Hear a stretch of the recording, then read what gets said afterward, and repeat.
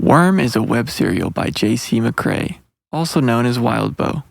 You can read Worm in its original format by visiting parahumans.wordpress.com or donate to Wildbow's Patreon at patreon.com/wildbow. This story isn't intended for young or sensitive readers.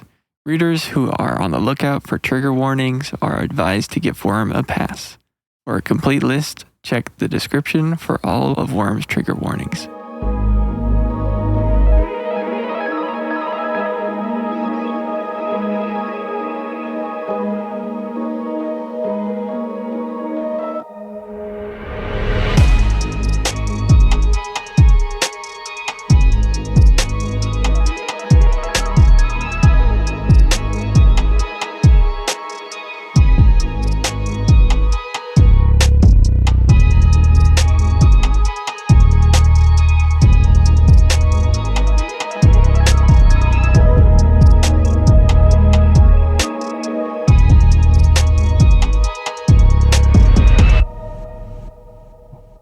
Welcome, one and all, to the Season 2 recap for Dissecting Worm.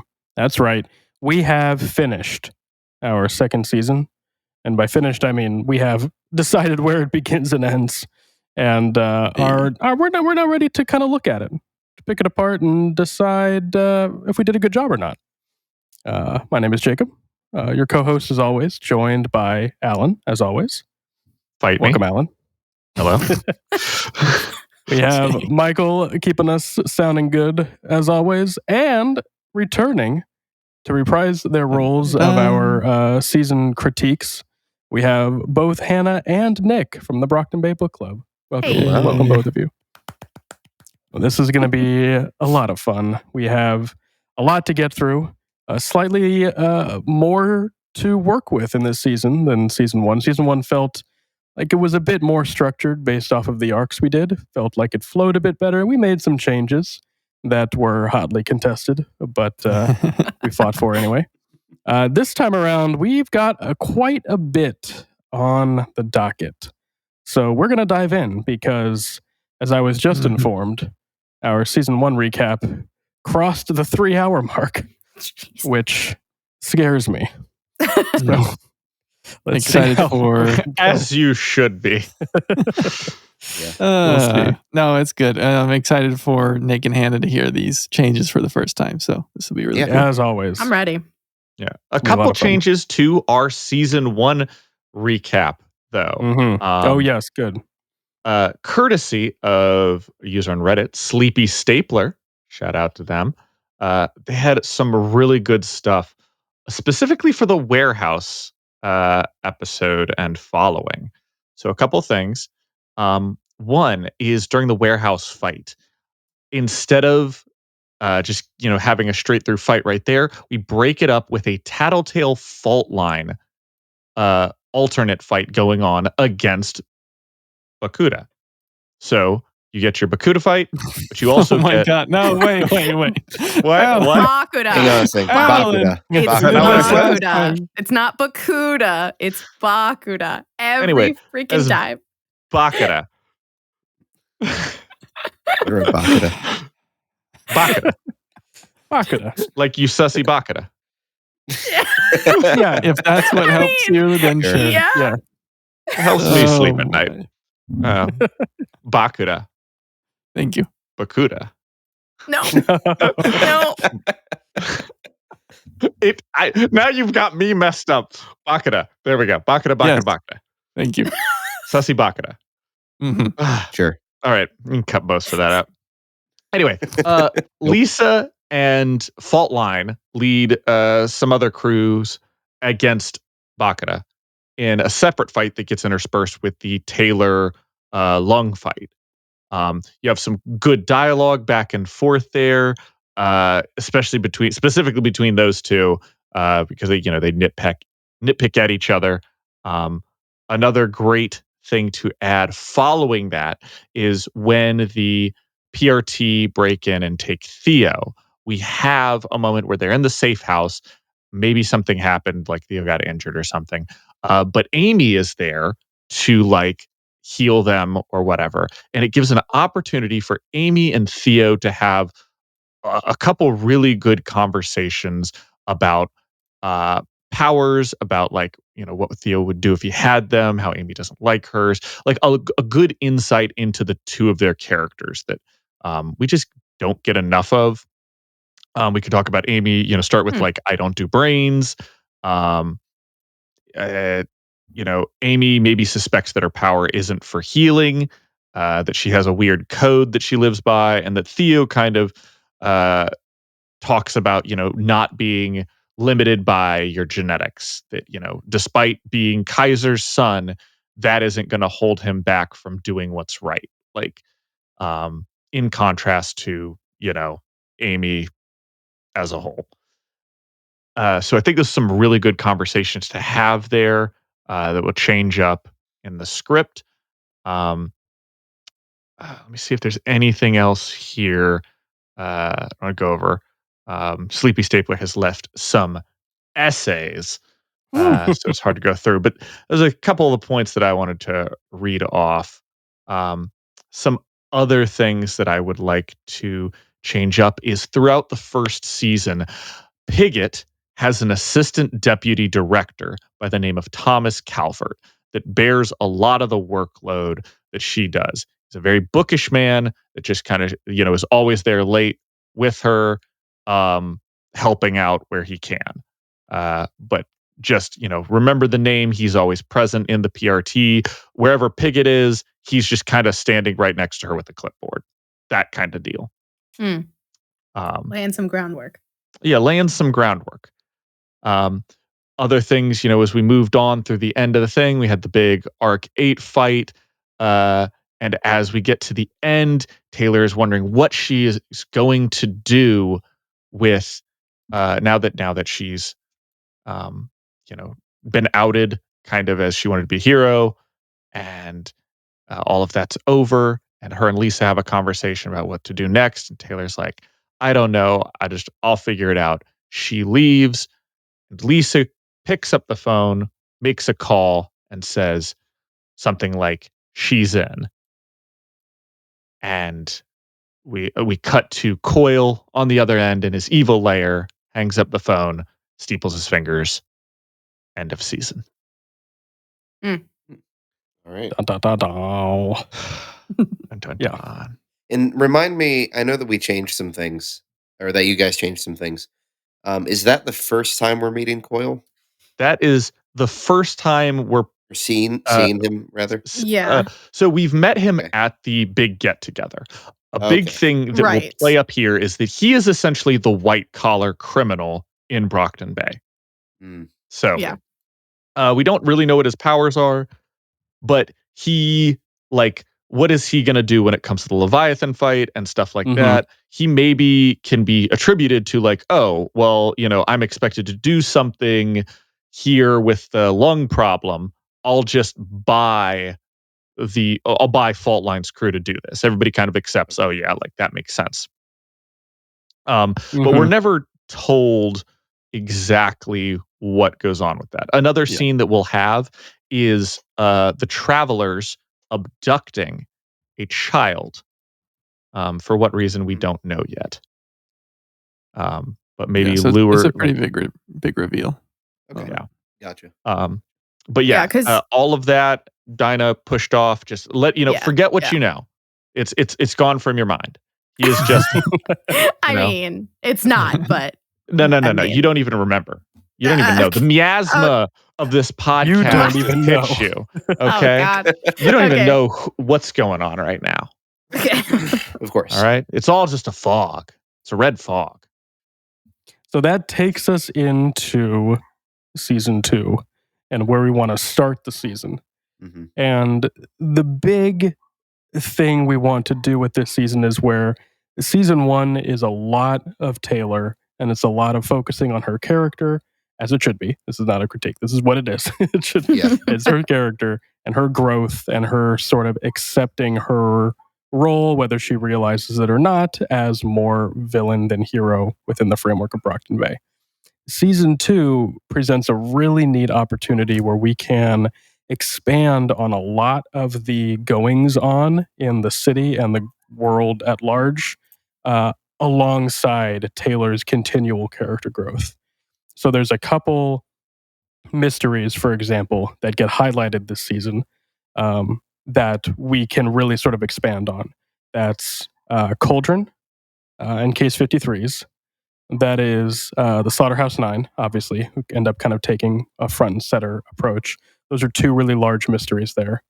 And then, in addition to that, being able to focus on some of these other groups that are interacting with those as we move through the season. So that kind of leaves us with a couple A, B, C, and D plot lines that are kind of be threaded through the seasons. We want to just kind of review those real quick, and then we'll sort of go into our episode breakdowns. So obviously, A plot is Skitter and Taylor, and her rise in what's the word I'm thinking of? Prominence. Notoriety. What I was trying to. Infamy. Yeah. There we go. Yeah. Infamy. Her sort of definitely. rise to power and control in Brockton Bay. Obviously, Undersiders, all of that sort of tied into her story. That's the clear A plot. Okay. B and C plots, kind of from that, we also really like the idea of getting to see more of the wards, particularly Weld, and getting to give them more agency in the story surrounding the hunt for and the fighting with the Slaughterhouse 9. They've got a lot of opportunity there. Mm. We also have an opportunity to grow Fault Line's crew and their work in tracking down Cauldron and sort of figuring that whole element of the story out. Not as big of an element, but there's definitely a few moments within the season that they get to shine. And then this is sort of a D plot, and we're going to really expand on this further as we talk about the episodes. But Assault and Battery, their interlude is beautiful, and it's really well written, one that we really love. And we think it gives a fun way of connecting the episodes through their characters and showing a progression that sort of parallels the progression of the season in seeing a Cape go from civilian to Cape to member of Cauldron to member of the Protectorate to dead, and kind of just sort of. I think it's a really great representation of the story as a whole. So it's kind of fun to be able to follow that. There's a couple other small plots here and there. We got Perry and Flechette, who we want to highlight. A couple other things that we're gonna, that we'll kind of highlight here and there. Theo as well. So we'll kind of get to them as we kind of move through the episodes. The biggest challenge writing this season, because there are some scenes that like maybe we'll come back, we need to add in between, was just weaving everything together. Instead of being straight just following Skitter, and then getting an interlude. This is going to be how many, we are moving scene to scene, and those are going to be different people. And, keeping all of those plots, not just, running over each other. But that was the biggest challenge for this right now, is just trying to get all of those synthesized so it's one continual story, and not just Taylor's perspective constantly. Yeah. Makes sense. Yeah, turns out even when a great story is handed to you on a silver platter, screenwriting is hard. Who'd have thunk? Yeah. And this is the problem. And I know people, really love Worm. I really love Worm. I really like reading Worm, but it won't work for television if we just stick with Skitter. Like, yeah. I don't even like that, because I could just watch Skitter. I don't need the tension broken up. But I know that if most people watch this, it's going to hurt to be like, we're still watching this teenage girl do stuff. I need anything else right now. And having an interlude at the end of a episode just doesn't cut it. Yeah. We ran into that problem several times recording prior episodes of Dissecting, where we would get on a tangent and be talking about a character, usually like Jack Slash or something like that, just casually as like, oh, duh, of course he's here doing this thing. And then we'd have to stop ourselves and go, okay, wait a minute. a new audience to the story is going to have no idea what he's doing here or who this guy is. Like, it just doesn't work. And so we have a lot of moments like that. And that we makes sense. probably I can forgot a see few. We'll see. I think that about sums up our prelude, if you will, into jumping into the episodes, unless, Alan, you think I forgot anything? No, I don't think so. Is there any questions you guys have before we go into episode 1 of season 2? Thoughts? I don't know. I'm interested to hear what you guys do. I think that my one, I don't know, it's kind of tough because while it's obviously not nearly the same kind of story, when you say that an audience might not like just watching Taylor the whole time, there's a part of me that kind of thinks, I don't know, maybe they would. Because you have shows like Avatar: The Last Airbender, where the focus is on a young protagonist and their adventures. And it does kind of work, even though there's not much else. Granted, it's kind of the opposite problem to Worm, so I'm not saying that that's a fair comparison by any means. Whereas Avatar is kind of lighthearted with punctuated moments of seriousness, Worm is kind of the opposite, where it's very serious with punctuated moments of lightheartedness. Yeah. If we're lucky. So, I recognize it's a different kind of story, and I'm open-minded to what you guys are doing. So, no, it's a good thought. I had this thought too. Honestly, I think probably Avatar is a really strong example. I think another strong example is Harry Potter. I mean, that story, I don't think there's a scene where Harry Potter isn't present, aside from like 30 seconds in a movie. It pretty much follows him the entire time. But Harry Potter benefits from a really, really strong supporting cast that interacts with him. There's a lot going on, and a lot of other fun characters, which Worm has, but we don't get their perspectives on things. It's always just from Taylor's perspective. Right. Which, so don't get me wrong, I would love to have that.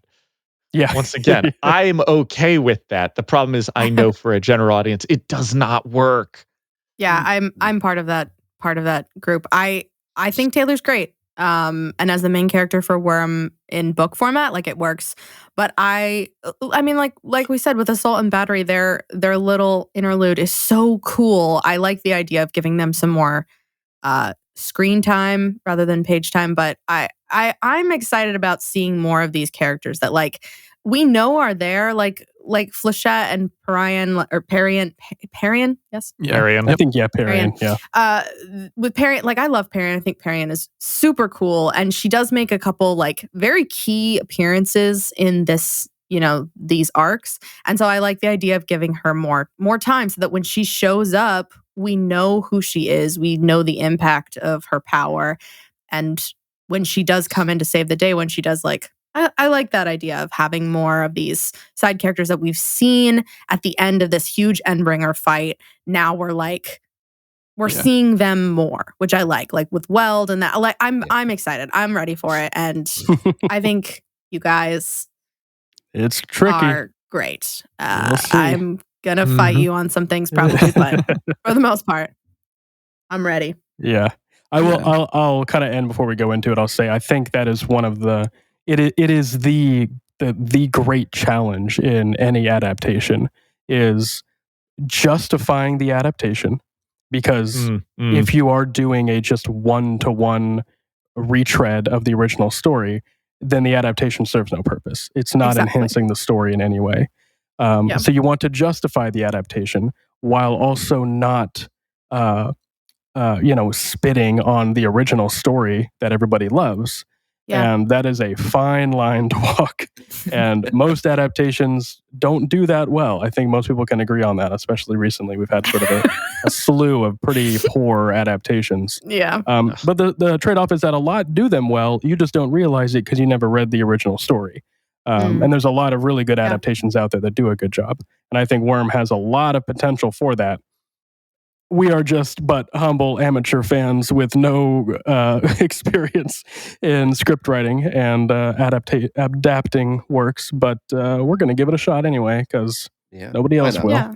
And this is, that's the thing. Like, this is the first step into getting potentially more people into the fandom, which I think is like exactly something we talked about really early on. Is like the whole point of doing this podcast at all was like, one, we all wanted to reread Worm. Like, that's a simple thing. We just wanted to reread it, and we wanted to nerd out about it and talk about it. And like, if we can do a podcast and get more people into reading it or into the story, then like that's what we want. That's all we want. And if this is just a fun extra side of that. Yeah. I say this is because, gosh, even if at the end of this, it just, Worm just gets made for television, and let's just say it ends up being bad, obviously we wouldn't have written it because, it ended up being bad. Bold of you. Yeah, bold of us. But, it gets made, it's bad, but like, it's out there, it's on television. Yeah. And even if it's bad, people go, like, there's gonna be people that are like, I liked that bad show. And then they read Worm and they're like, holy cow, this is so much better. Yeah. Like, getting it out there. Like, we're gonna talk about sacrifices. Is it worth it, during this whole season? Is it worth it to have a bad Worm show if it means a bunch of fans and readers come to start reading Worm? Oh, heck yeah. Totally Leave worth comments below. Hopefully not our show, obviously. Our show will win Emmys, but Yeah, Craig Mazin will personally shake my hand. Wow. Wow. All right. And on that note, let's dive in to episode 1, season opener. All right, so episode we are going to open with episode 1. Allan, do you want to take it away? Jesus. Sorry. Cut him off. Why don't you? Damn, Allan. I was going to let Allan take this anyway. So, Allan, please. Episode 1, season 2. We open with a girl named Jamie going into an abandoned building and waiting. A portal opens up, and a mysterious Dr. Mother welcomes her to Cauldron. Title. Now, Weld meets Pigott at the helipad, and as they fly, she briefs him on the situation in Brockton Bay. With most of the major players gone, like Coyle, who has now gone underground since there's no real place for white-collar crime in the city right now, Pigott tells him that there is probably a spy in their midst, and not just in the PRT, but among the heroes. He looks out the window and sees how bad the Leviathan attack has hit the city. Fault Line's crew arrives back at the mostly intact palanquin with their newest member, Shamrock, in tow. Shamrock mentions that now that she's here, she's sure she'll run into Leeds while they are in Brockton Bay, because that's just her luck. Taylor holds her costume in her hands, but then goes outside in just a hoodie to meet up with Lisa, and they talk about how the group is doing, and Taylor's reluctance to join them again. Gru is busy pouting and has his hands full with Imp. This is all Lisa telling her this. Gru's, pouting, has his hands full with Imp now. Bitch has been really absent after the death of her dogs. That's really hit her hard. So she's been gone more and more. And Taylor remarks how she's thinking about doing things on her own. Lisa, however, says that's not how this works, and certainly not for you, Taylor. Meanwhile, Amy is taking care of her paralyzed father at home and receives the cold shoulder from her mother for not really healing or doing any kind of heroing anymore. Weld arrives at the PRT, meets the remaining wards, which consists of Clockblocker, Vista, Shadowstalker, Glory Girl, and Kid Win. He botches the whole introduction and is roasted by Clockblocker. Shadowstalker and Flechette go out on patrol while Weld and Clockblocker have a little talk about leadership on their own patrol. Meanwhile, Big V and Little V go out on their own little patrol because that's how they roll. Shadowstalker leaves Flechette to go do her own thing because she's a bummer. Flechette visits Parian, where they talk about how things have been going since they met at the Leviathan fight.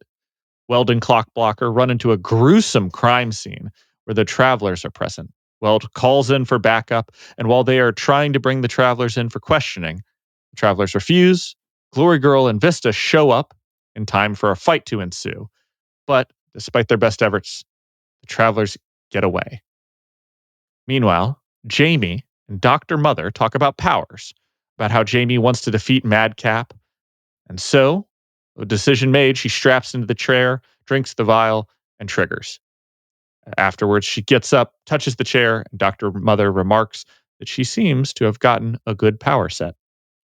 Back at the PRT, the wards, sans Shadowstalker, along with Miss Militia, Dragon, Assault, and Battery, have a meeting about the murders, and Glory Girl and Weld get to be huge fucking nerds and figure out that the murders have happened in 3 sets of 3. That altogether equals the infamous Slaughterhouse 9. Salt says that this is the kind of thing that Colin would have also been a big nerd about, and the room goes quiet. Miss Militia says that Armsmaster has been transferred to indefinite confinement.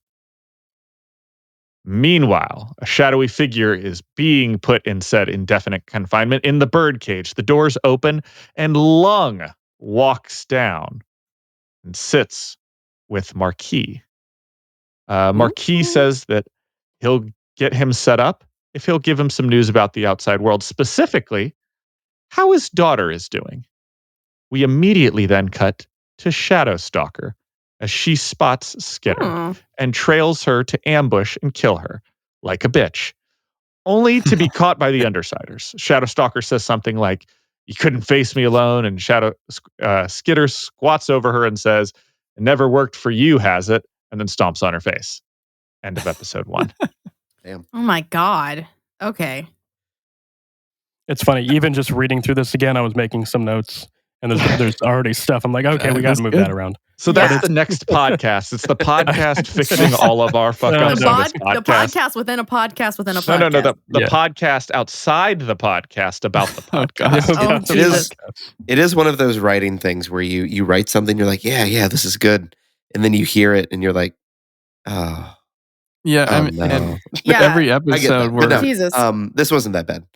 no, it was good. Every episode where Thank you, we're Nick. like, Oh, what do you, Hannah? You have some I things? have so many fucking thoughts. I will say, this is a lot for one episode. Jesus. No, that was my first. We had actually, I forgot to put it in here. Full disclosure, Alan and I have been working up to the last minute here, trying to get this ready to go. And in doing so, we said immediately when we were done with this, we're like, you know what? Episode 1 is probably going to be like 2 episodes. We need to split this into 2. And then we just never went back and did it. So this is No. This Here's how you honestly, pitch it. Episode 1 is the big one. That premiere episode that's like an hour and a half long to get people back into season 2 for some reason. Yeah. I thought that was supposed to be the last It's episode of your also season. the last episode. I'm glad you pointed that out. No, okay. Well, I definitely want to hear. I definitely want to hear both Hannah and Nick's initial reactions. Yeah. It is a lot. We put a lot in here in the first episode, but please. I mean, okay. Okay. So my first thought is this. Taylor has what, 2 scenes in this entire episode? If Like, I may interject, if I may interject, this is one because this is one thing I mentioned to Alan. We never came back to it. That's on me. I would actually change this quite a bit. Taylor specifically, I mean, change quite a bit. I would put no scenes with Taylor in this first episode until the end. No, let me finish my thought.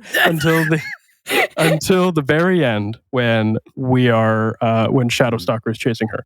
The trade-off being that this first episode, this would only work if we did cut the first episode down quite a bit. It was a shorter episode. We didn't have as much going on in here, and we split it into 2 episodes.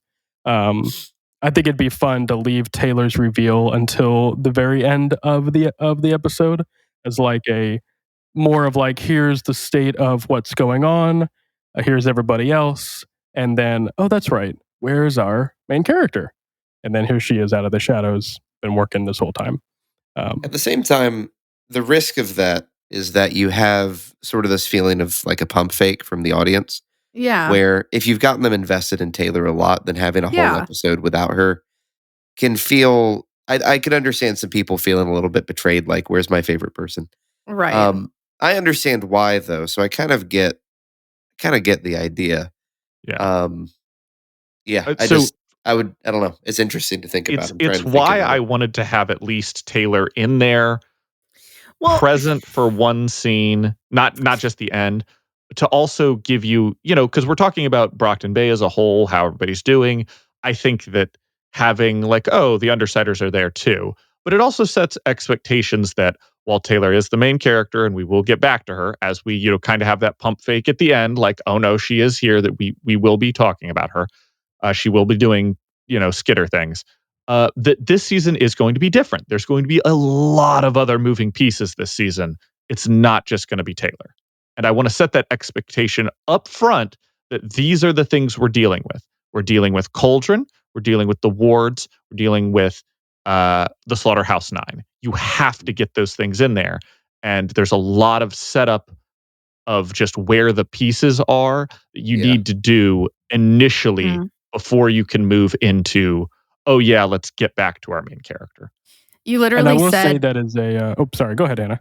I was just going to say, you literally said my catnip word, which is expectation, because, God, I love making promises to your audience and then fulfilling them. And I love the idea of like, hey, this season's going to be different. And so you're getting a taste of that now, which upsets me greatly that you use that word, because now I'm on board and it's upsetting and I don't like it. But I will say, I actually agree with Jacob on that one. The idea of keeping Skitter until the end. And the reason I go that route is that's actually a fairly common trope with television. Is I like it. It's less character focused and more like moment or theme focused, where you delay the expected theme or moment until the end. The like tentpole example of this is the season 2 first episode of House of Cards, which Kevin Spacey drama aside, hate the man, but that episode is brilliant, and the way they delay his breaking the fourth wall, for anyone who's seen the show, until the very last scene of that episode, when everybody's expecting it. It's how he starts the episodes, it's how he talks through the episodes, and not doing that until the end.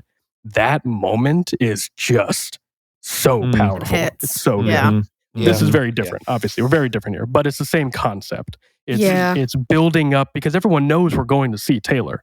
Everyone knows we're going to see Skitter. We haven't gotten rid of her. So you're keeping the audience on their toes about when are they going to see her. And they get a really fun, sort of mysterious first reveal of Skitter in this season, where she is portrayed as a little bit more strategic than she's seen before, kind of reinforcing that. We didn't talk about this, but she's going to have a couple little additions to her costume at this point. She's going to look a little different. Good. And trapping Shadowstalker, who we now in the audience knows is her bully, is satisfying. So it's still the idea, obviously, that we want is that it's still a satisfying moment for fans in seeing their hero for the first time, their protagonist. Dang it. Yeah, no, I'm fine with that. I think my bigger issue with it was I felt like you listed like 10 different plot points. Yeah, it's a lot. Viewer would need to keep track of. That's valid. I almost feel like, and take this as you will, I almost feel like some of those plot points could be pushed almost to like the finale of season 1. And the reason why is because in my mind at least, when a viewer has been invested in a season, then they want to know kind of what happens to all the characters they've met and thought about and looked at, and so maybe there's kind of this like, let's wrap up some of those plot lines, like the thing with Lung and the thing with other people. I could just see that being an example of one where maybe you would use that as a way to wrap up some of those plot points you're trying to wrap up. Yeah. Well, but these aren't you're wrapping trying to up set plot up lines. I know you're trying to set up a lot of plot points too. Yeah. And that's where the issue comes in, is because as the actual web serial gets more complex, there's a lot more characters and plot points to keep in mind. And translating that to a TV show isn't easy. Yeah. I actually think it's just this season too. It's just this season kind of balloons out very wide in terms of the writing. We're looking, we literally have an entire interlude that's just recruitment. We have an entire, section of interlude that's just the wards, like it's a very wide set of plot points that do sort of condense down to, like 3 by the time you get into arc, 15, 16. Like it really narrows down again. So while a lot of these will kind of resolve in this thing, the 3 main ones are going to stay kind of like, it's going to be Cauldron, Amy, and Wards, I guess. Like, Okay. If you guys haven't noticed, a lot of in every single episode so far, leading up to this review episode, we've been saying, once we get to the end of the season, we'll look back and figure out how this all works together. So that's what we're kind of doing. Yeah. I expect I a see lot that. of I that. see So that. this is good. This is exactly what I expected. And hearing you say it confirmed what I think I was telling myself and just not admitting, which was we did pack this first episode a bit tight. We, like I said, we threw around the idea of like, this is probably 2 episodes worth of stuff. Let's kind of spread it out. Which I like everything that is, you had in it, but it's probably wise to put a little split in here somewhere. And there is certainly entire lines that we have kind of added that we could remove 100%, but I think at least right now it's better to have those, and then we can take them out, when the show is getting made, obviously. Like, we got a writer's room and directors. Obviously. They're like, we need to cut for time. You can workshop it. And Exactly. What? So actually, I have a question about if we're talking about that.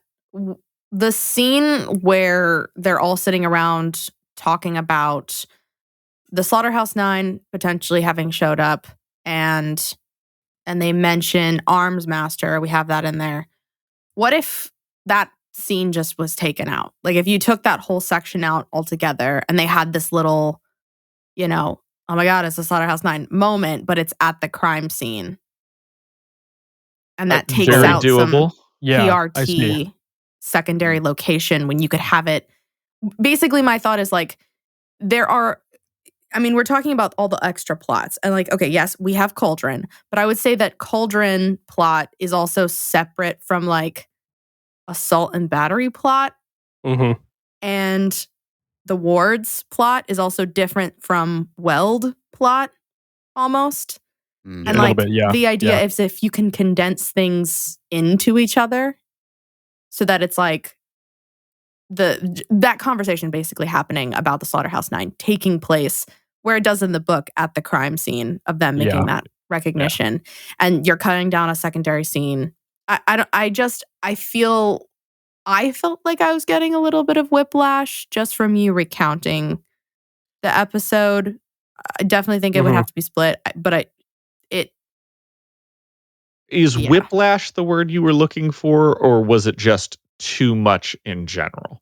No, I really do think it was whiplash, because especially if we're coming off of so in my head, I just finished watching season 1.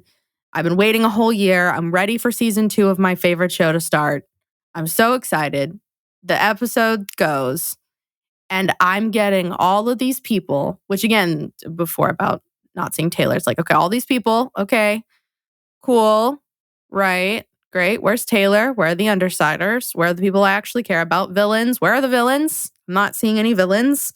I guess we're getting Fault Line's crew, but like, I don't give a shit about Fault Line's crew. Like, where are my people? It feels like it jumps back and forth between all the people I don't necessarily care about yet. And like, we care about them, obviously, but the audience does not care about them yet. And I feel like if we pack an episode of the first season in with all of these characters that we've maybe teased, like Weld in the Endbringer fight or the Wards in season 1, like I'm excited to see the Wards. So like maybe introducing more people into the conversation because of the Wards. Like, okay, well, because I care about Clock Blocker and because I care about Glory Girl And because I hate Amy, like these other characters are then like connected and I care about them because of the connection that they have, as opposed to, ooh, who are these new people? Like, I don't care about who these new people are. Like, give me the people that I want. On the other hand, though, I can kind of see the argument for maybe keeping or focusing rather on one of the new plot lines. Yeah. And I think for the first episode, I know that you want to introduce the Amy thing and the cauldron thing early. I almost feel like for the first episode, focusing on the wards, which would lead up to the Skitter reveal at the end, might be more effective. That a lot. But I think so too.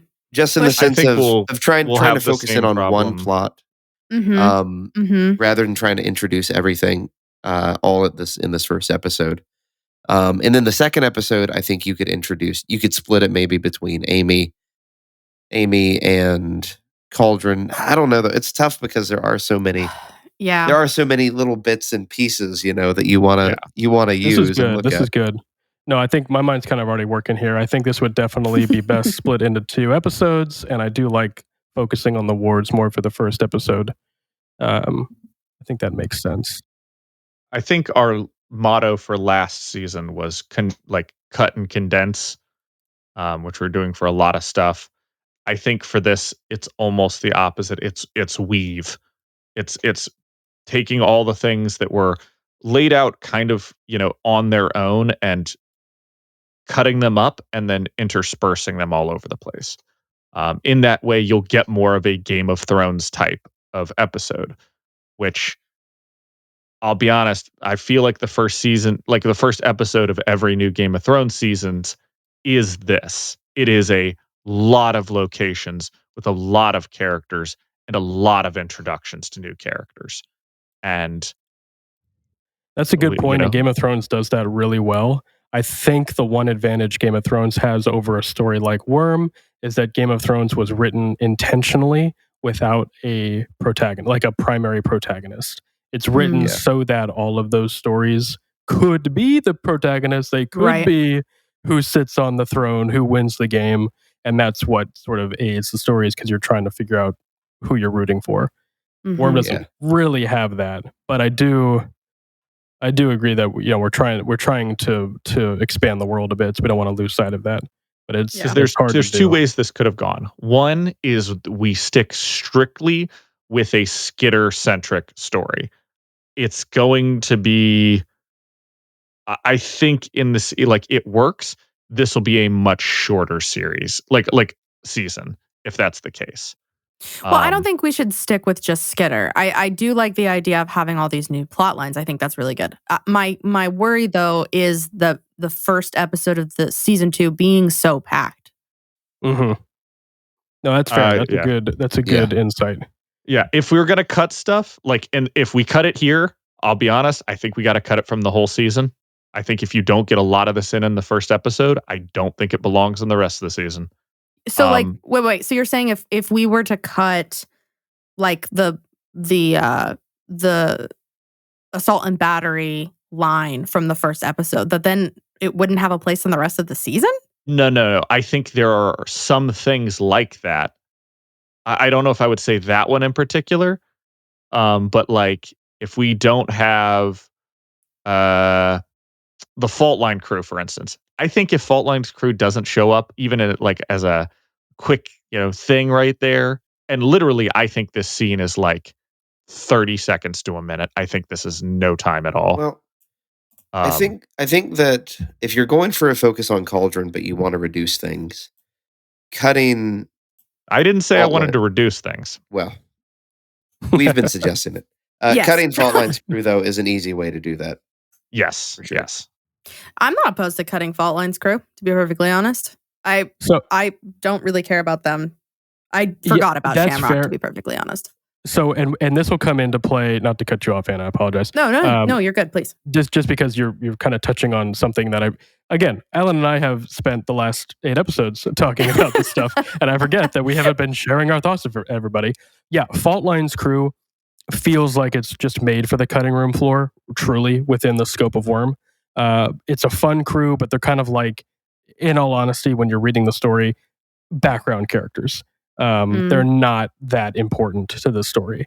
What we realized was that if we wanted to expand the Cauldron plotline, and we're going to get into it in the future episodes, there's a couple really fun and key elements there, which I think is worth exploring considering where the story in Worm goes. There's some pretty major moments involving Cauldron that if you're going to expand that plotline and you want to start seeding those moments, that you really need something to focus on when you're cutting to Cauldron.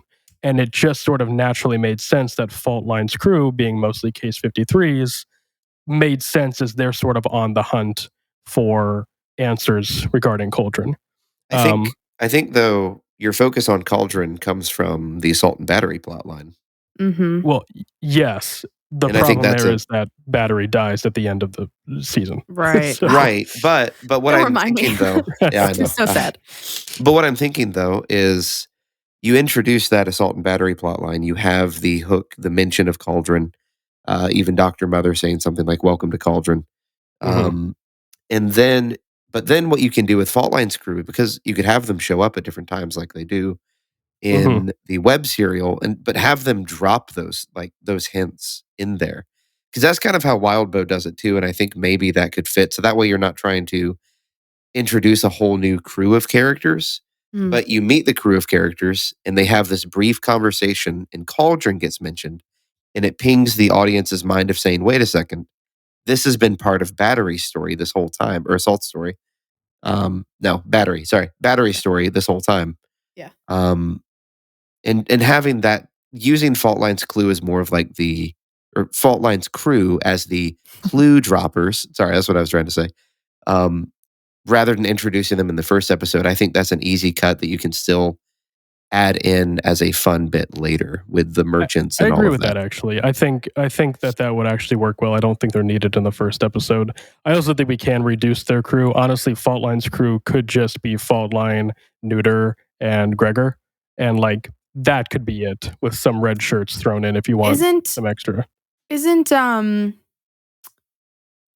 Labyrinth. That's the only other one that I would. Labyrinth is we're gonna get to that. We cut Labyrinth. Oh my god! No, listen. It'll make sense. We don't want to jump ahead. Okay. We won't. I'll pretend that funny. I didn't just hear that absolute slander against It's really my funny girl how- Labyrinth. We're going to get to that moment, and it's really funny how the conversation we're having right now about Fault Line is like perfectly paralleling me and Alan's conversation that we had about Labyrinth like 2 episodes ago. Oh, that's so funny. Yeah, so we get there. No, that's a good insight, Okay. Nick. I like that a lot. I think we probably could trim them down a bit. That could save some time, especially if you wanted to cut them from the first episode. Alan, I'm not letting you speak here. Go ahead and defend yourself, because I know you want to keep My defense Alan's is like hackles are up. in my defense is, as we'll continue to see, if you are going to have characters, you have to have them like woven into the plot. And I think that is, once again, the thesis for this whole season is we have characters.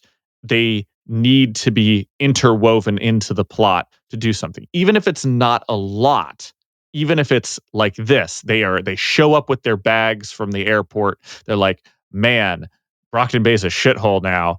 Like, let's get on finding that Cauldron shit. That's all we need. 30 seconds tops. Like, and I think just it's not even that we're focusing on them.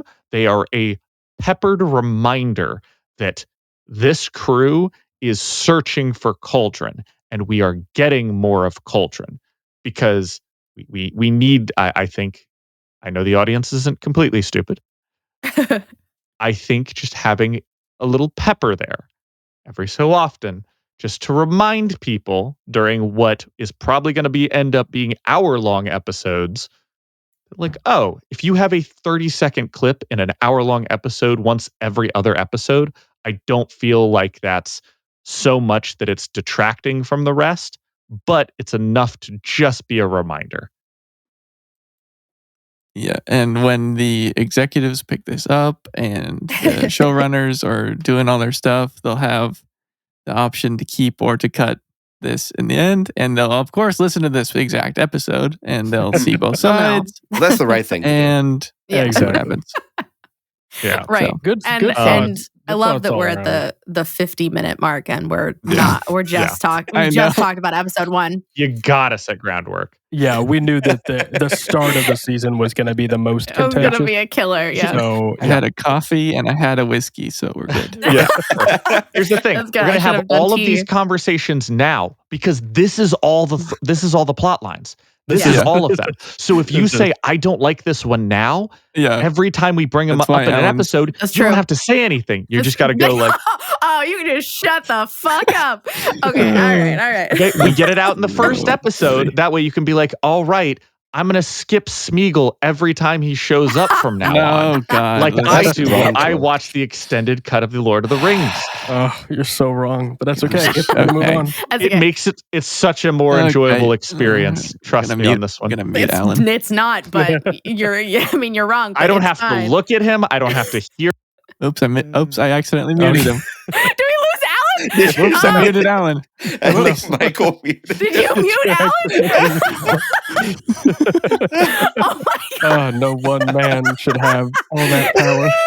He can unmute himself when he's ready. You don't have to listen to Sam and Frodo go up the mountain and whine the whole time. It's so.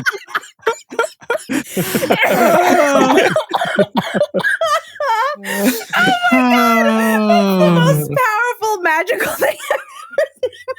Sometimes it's needed. Okay. I'm gonna Can I come out of timeout now? thank you, Alan. Amazing. There's only a couple things that deserve it. Yeah. That was great. That was amazing. All right. The other thing that you'll want to cut. We're just gonna go quickly do it. When Hannah's done, this is why it ends up going long. She can't get her shit together. This Man, is we'd great. be done by now if Hannah wasn't laughing the whole time. Oh Oh my god, gosh. that was so Sorry. funny. Sorry. That It was so my fault. funny. It's my fault. Thank you for thinking I'm funny. She muted herself. That's great. All right, let's keep Hannah, going. laugh on camera. Laugh Yeah. into the mic, On mic, please. She's losing it. She said.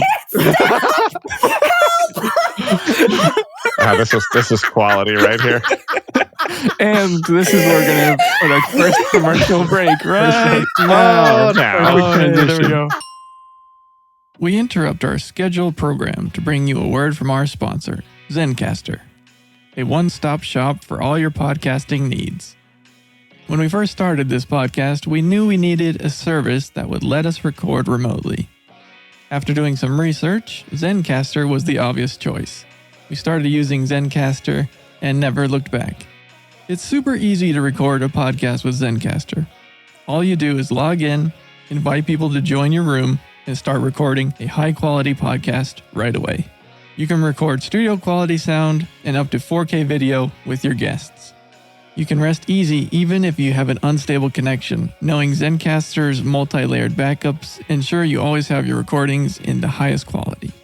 We do all our recording in Zencastr, and when the episode is ready, we can distribute it to all major podcast platforms. Zencastr has made podcasting so much easier with its all-in-one podcasting platform and tools. Go to zencastr.com/pricing and use my code Brocktonbaybc, and you'll get 30% off your first month of any Zencastr paid plan. I want you to have the same easy experiences I do for all my podcasting and content needs. It's time to share your story. That's zencastr.com/pricing and use our code Brocktonbaybc. And now back to our scheduled programming. All right, we will go ahead, and I think that's a good indicator that we're going to move on to Yeah, episode Hannah, I take back. 2. Mute yourself again, please. All right. So the next thing, I know you leave all that in, Michael. Yeah, So the sure. next thing we would cut is just get rid of the whole lung marquee thing. That just I do think that probably makes sense to move to a later agree with that. episode. And actually, I was even just, again, as we're talking through this, I think that I kind of know where we'd want to place that. So we might put a pin in that, come back to it. I think I know a better place we can kind of place some of that foreshadowing. All right. moving on to, we have it as episode 2, might be episode 3 when we're all done here. But we're going to move on. Alan, you want to go through this as well? Jamie, now in her new hero costume, fights Madcap, and he makes her look like an idiot before he gets away. Title: Lisa and Taylor are walking towards the Undersiders' hideout, where Lisa is coaching her on what to say. They go inside and they hash out the conversation, mostly with Gru about rejoining the team. Everybody else is kind of on board. Bitch is somewhat apathetic, kind of always looking out the window. She's very clearly has the dog in mourning, vibe, where she's still at the train station waiting for her master to come home, but he never does. Imp is introduced finally, and Alec is like, well, you're here. Alec, being the sort of jovial, like, doesn't give a crap attitude. He's like, well, I'm okay with it. Gru is the holdout. And so really this is a conversation between Taylor and Gru, and everybody else being like, get over yourself, Gru. So Brian gets over himself. The weird romantic vibes are finally called out by everyone, and Taylor officially rejoins the Undersiders. Lisa has a job that has been called for by the boss. It involves directly confronting the PRT, and Taylor and her reveal that they may already have a plan. Hard cut to the Undersiders frantically hauling the body of Shadowstalker into a prepared room with wires and strap her down to a chair. They let Regent do his thing, and they walk out while Shadowstalker is left screaming behind the closed doors. It's very uncomfortable. Back in the birdcage, Dragon is monitoring everything, and Lung confronts Bakura in order to earn some cred. He, of course, kills her. Amy, while bopping around the house, finds a letter on her mother's nightstand, and she is distraught at what she reads and storms out of the house. Back at the Undersiders' headquarters, the screaming has stopped. Everyone gets suspicious. Taylor sees the door open, and Shadowstalker passes through the wall to flick her in the nose and call her a dweeb, while Regent walks out laughing, puppeting her from behind. Shadowstalker is now running, chased by the Undersiders. She manages to pick off Lisa, Skitter, and Gru and Regent before Imp and Bitch escape. With the last one down, she calls in the PRT to come pick them up. Clockblocker and Shadowstalker sit inside the PRT van with the Undersiders. Shadowstalker kicks at Regent, and they arrive at the headquarters. Weld, of course, sees through the scheme, and the Undersiders race inside and lock everyone else out. Like a child. In the PRT, Lisa downloads the data that they are looking for, and Dragon, of course, interferes. Meanwhile, Amy is working herself to death at a hospital when someone offers her a bottle of water. Surprise, it's Theo. And they continue to talk about their parents and how Theo is now a bad boy who sneaks away from his evil white, supremacy family to come help at the hospital because he's so bad. Oh my. The Undersiders break out, only to be cornered by Dragon in a mech suit. Skitter whistles, and Bitch comes crashing through with her dogs to save the day. Dragon's suit overloads, and she sacrifices herself to stop it from killing Skitter. Skitter sees that the suit is just a robot, and they all escape. Burnscar, meanwhile, explodes into the Palaquin Club, disrupting Faultline's crew. They fight her, but Burnscar easily bests them. Is that right? Oh, did we cut? No. Yeah, easily bests them, leaving only Faultline kind of standing upright. We cut back to the Undersiders, who have split up. But Lisa asks if Taylor finally wants to meet the boss, now that, she's not going to be a hero, to turn in the flash drive herself. Burn. They ride together, change cars into a limousine, where the boss is revealed to be, Coil.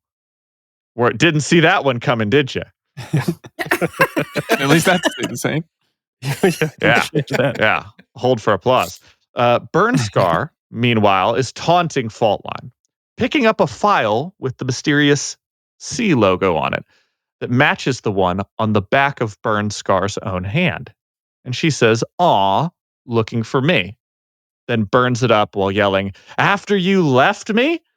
Burnscar tells her that, Faultline tells her that she didn't abandon her. The burn scar tells her that the S9 took her in because her family, obviously doesn't care about her. Faultline says something, and the burn scar disappears. Burn scar breaks down, admits that coming there was a mistake, and leaves without leaves the whole place in flames. Coyle, on the other hand, asks Skitter what she wants. When Skitter says she wants to make the city, nice, he puts her in charge of a territory. It tells her if she wants to make the city better, she should do it herself and he'll help. She's skeptical, a deal too good to be true, but she accepts. Back at the Undersiders' headquarters, Gru asks where Bitch is. And Alex says something like, she's off in the wild like she always is. Gru then asks, what ever happened to Shadowstalker? And Alex says, I let her go. Like a liar, Shadowstalker walks home and is a bitch to her mom and siblings. She calls up Emma in a panic and confesses that after this near-death experience, she's in love with her, and she's had to get that out. So, of course, Emma is pissed and hangs up. With all that over, Sophia begins talking to herself in the room, and it is revealed that it's not Sophia, but still Regent in control of her, talking through her to her. He makes her tie a noose, gets up on a chair to hang herself, but then steps down and just laughs at her. He threatens to keep having fun with her if she doesn't make herself scarce and get out of town. Jeez. End of episode 2. Holy shit. That's a lot. The There's a lot. memories. Can I just say how much I approve of taking out the creepy part where Regent runs his hands all over Shadowstalker's body? Oh, you're very welcome. Yep. You'll notice there's a few, I don't know what to call them, de-sleazifying of some characters that we'll run into as we go more and more. I, however, don't. This is one of those things where I don't know if we should crank up the fact that Alec is not a good person or tone it down. I don't think it needs to be cranked up or toned down. I think that taking out that little bit specifically is probably for the best. But in all, Alec is pretty good at saying things and doing things that are creepy, that are gross. Yeah. Well, I'll just say they're wrong. He's a bad person. Yes. And I don't know if we should just make it worse to make it pretty explicit that he is a bad person and not to be liked. Okay, but if there's somebody. I was just gonna say, isn't the whole point? Well, not the whole point, but isn't one of the big themes for Worm as a whole is this idea of black and white and good and bad? And by painting, if we were to paint Alec to be more so of an asshole, in a way, we're not doing that justice of the weird morally gray in between space. Because as a reader too, it's the same thing as you can't help but Alec's sarcasm and the way that he's quippy and interacts with the group. He's very teenager, sulky, and so you like him for that. He's the stupid, annoying teenage brother. But when he does those things, you're reminded of oh shit, almost in the sense of we don't need to be told he's a bad guy. We just need to be reminded by the things that he does. And this moment here with Shadowstalker definitely does that. I mean, the noose is fine. That's right. You don't have to have him touching himself, herself. Yeah, and the phone call too.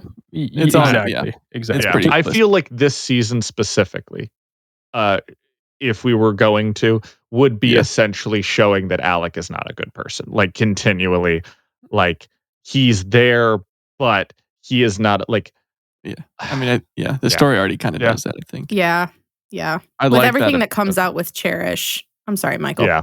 No, I was going to just say that I like what you said, Hannah, because that's what I liked about his character is that you really like him, and then you're like, wait a second, I forgot how much I'm supposed to season not.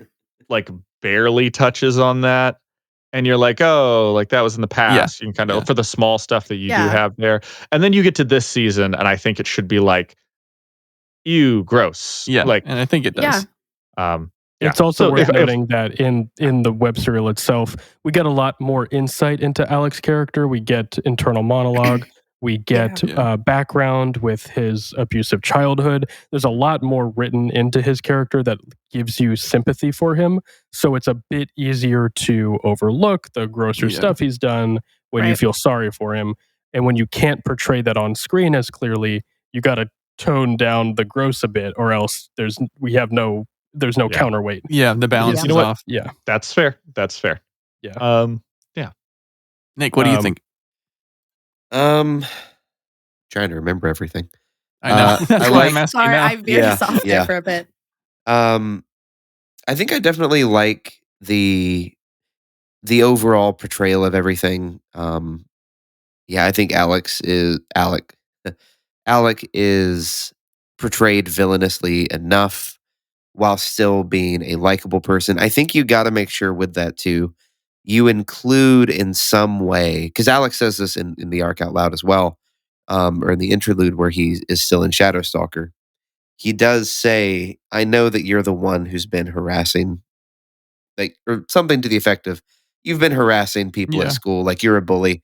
I think definitely adding in the implication that Alec knows about that, I think is really important, and recognizes that this is the person who's been bullying Taylor. Taylor's talked about it. We know about it.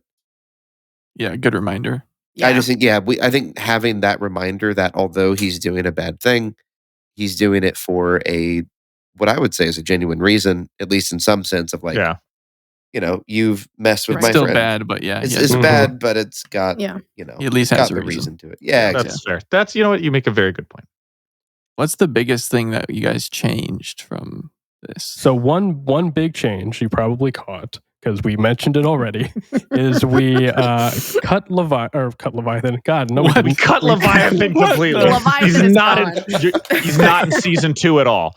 No Leviathan in season 2. Damn it. No, we cut Labyrinth and instead put put Fault Line and Burn Scar having a bit of a backstory, alluding to maybe they worked together, or even before then were friends before Cauldron or through Cauldron, etc.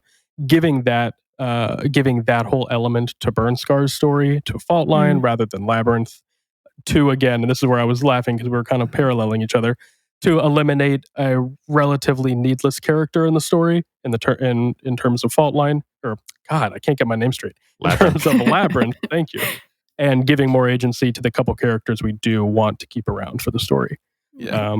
Don't feel like that changes much of what's going on there. Yeah. You'll also notice that we are spacing out the Slaughterhouse 9 interludes where they recruit people. We're kind of interjecting them slowly over time, and you'll see that continue here. But that's just something else you'll realize we're sort of dotting in as we build up to their reveal. Okay. Yeah, I do think that maybe if you change it in the first episode where Fault Line's crew isn't so significant, then keeping Labyrinth isn't as big of a deal. But I understand with the changes you've made, why you've made them. I don't have to like it, but it does make sense. The other sort of big change, and we'll kind of move on to the next episode. Yeah. So that was good. We didn't change too much here in terms of like the story structure. The other big change we've kind of already mentioned from our season 1 recap is we did change a little bit of the dynamic between Skitter and Bitch and their relationship. I did notice that. Yeah, so we're having them be a bit friendlier overall. We feel it just kind of aids better to their character development, especially because there's still a lot of tension through this season. Right. I think the tension for season 1 was between Taylor and Bitch. Yeah. And is resolved in the Leviathan fight. For season 2, I want the tension between Taylor and Gru. Yeah, that makes sense. Yeah. And Bitch's motivation for getting feeling ostracized from the group is not a matter of anger. It's a matter of grief. Because we talk about, that like, it's mentioned in the book, she doesn't grieve dogs like she does people. I think we should actually lean the opposite. I think we should actually go, while she does care about people, she, like, dogs are people to her, and she just lost, she just lost some important people. Yeah. And so she is, like I said, It's literal the sad dog where like she's just always just kind of standing there and like, hey Rachel, what's going on? She's like, oh, I'm gonna go hang out with my dogs. And she's just, and that's where she gets a new dog, like all this stuff that, happens to her. Like it's Right. not a matter of anger, it's a matter of grief. And you guys changed how fast she forgives Taylor. In the end of season one. Back in season one. Yeah. We're kind When of she got maintaining dog that. brain, she's like, well, they didn't betray me, so like it's kind of a moot point. Like you could have bit me, but you didn't, so it doesn't count. Yeah. And I think that does tie in well. I guess that means then the moment of betrayal between Taylor and Bitch is taken out of the whole wards thing. I don't think you mentioned that, right? With the dragon fight. With the dragon fight, we did take that out, instead having Bitch come to Skitter's rescue in that moment, which can play in a bit of like a Deus Ex Machina because she's running away at the beginning of the fight. Makes sense if she came back at the end to save them. It's just kind of a little bit of a payoff there. Kind of like that. Yeah, I'm not upset about that change at all. I like Bitch and Taylor's relationship, and the fact that it is so disjointed in the Slaughterhouse 9 arc in the book is kind of sad for me, because I like the relationship that they've built in season 1. So I like the idea of kind of hanging on to that for Bitch's sake with leaning into the grief. I'm a fan. I thought I was going to be upset about it. I'm not. I'm really not. I'm glad. There's a bunch of things that I will list at the end of this that I wish I had put more of, and it's just more scenes, though small, that I wish that happened. One of them is I wish that Taylor, because she spends so many small moments trying to win Bitch over in season 1, I really don't want her to give up on Bitch in season 2. But there's just so much going on. There is. I didn't get a chance to kind of write it in, but I would really like her to try and like work with Bitch in dealing with grief. And at that point in time, we could even bring up the death of Taylor's mother, like, and explaining that. Like, right. I think this is a great time to just have a little moments talking about grief and how people handle it. Yeah, nope, go ahead. I was gonna say, especially on the bet, you've got that, and I think also touching on, like Gallant's death. I took a, it's talked about, but it's not like a whole separate scene thing. But I think that dealing with grief is something that I wish had been that I could pepper in more, especially in light of, the Leviathan having happened. Grief should be a bigger deal, and I just didn't get the time to come up with a good way to put it in here. And I think otherwise that would be a major theme of at least the first half of this season. Like, if not the whole thing. I think grief fits really well with Amy's arc as well, with Panacea's character development. So I like that idea too. Yeah. Assault and battery too. Assault and battery as well. Yeah. I will say as well, I love a good smash cut, and the smash cut that you included where they're like, oh, we got a plan to take care of Shadowstalker. Yeah. Smash cut too. That's why I favorite. I want that so bad. Yeah. Yeah. I do love that because I love how, as a reader, we know what's going on. We kind of know what the plan is. But I love the idea of the audience being a little bit unawares. And it kind of brings up this feeling of, oh man, these guys are just goofy kids still. Like, they don't know what they're doing. I don't know. There's just something about it. Yeah. I was like, yeah, this is good. Yeah. I like it.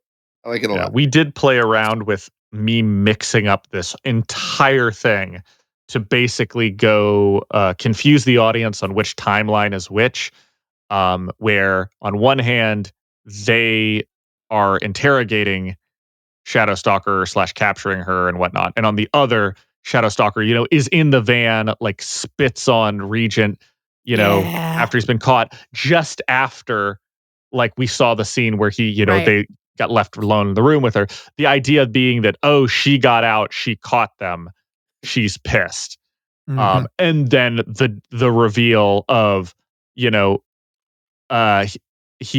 Alec steps out of the room laughing, "You dweeb," and then cuts back to Weld going, "You're not Shadowstalker." Yeah. Yeah. Because this is the first time that we find out that Alec can do this, right? That he can do the whole Mhm. body thing. Yep. Which is it should feel like a huge reveal, which is I like that. I like that moment of us being like, like, holy shit. Like, oh my God. Yeah, because up until this point, I like Alec's power as it was displayed in, I guess what would be season 1 or the first book of Worm, so to speak. I like it because it is so simple and yet he's so creative with it. So the reveal that he can do more with it than we've known is a big deal, and I like the way that was portrayed. That's and fun. it's cool because you're like, oh, I really like Alec. He's just this sassy guy, and he's got more powers that I'm gonna love him so much. And then you're like, wait a second, he's horrible. This is heartbreaking. Like I remember that, when you first read it, there's a great moment. We have a great opportunity as well when Weld is being given the dossiers for the Undersiders. And they can be, and because he says in the story before this happens, we just play this out as written by Wildbow. He mentions that they have a master. I think he's a 6 or something like that. Pretty high rating. Like 6 or 7. Yeah, he's like a master 6 or 7, and he just casually can say that. And anyone sort of following along with the threat levels can be like, wait a minute, who the hell is a master 7? We don't have anyone like that. It's bitch. Yeah. Anyway, all that to say, we'll move on next episode. Great thoughts. I did just want to touch on real quickly one little side benefit of us simplifying and highlighting Skitter's moments of contention and resolution with different characters. Does a nice job of subtly foreshadowing the long game of the whole story of Worm that highlights how selfish Skitter is and how she uses and manipulates people's approval and trust for her own gain by the end of the story.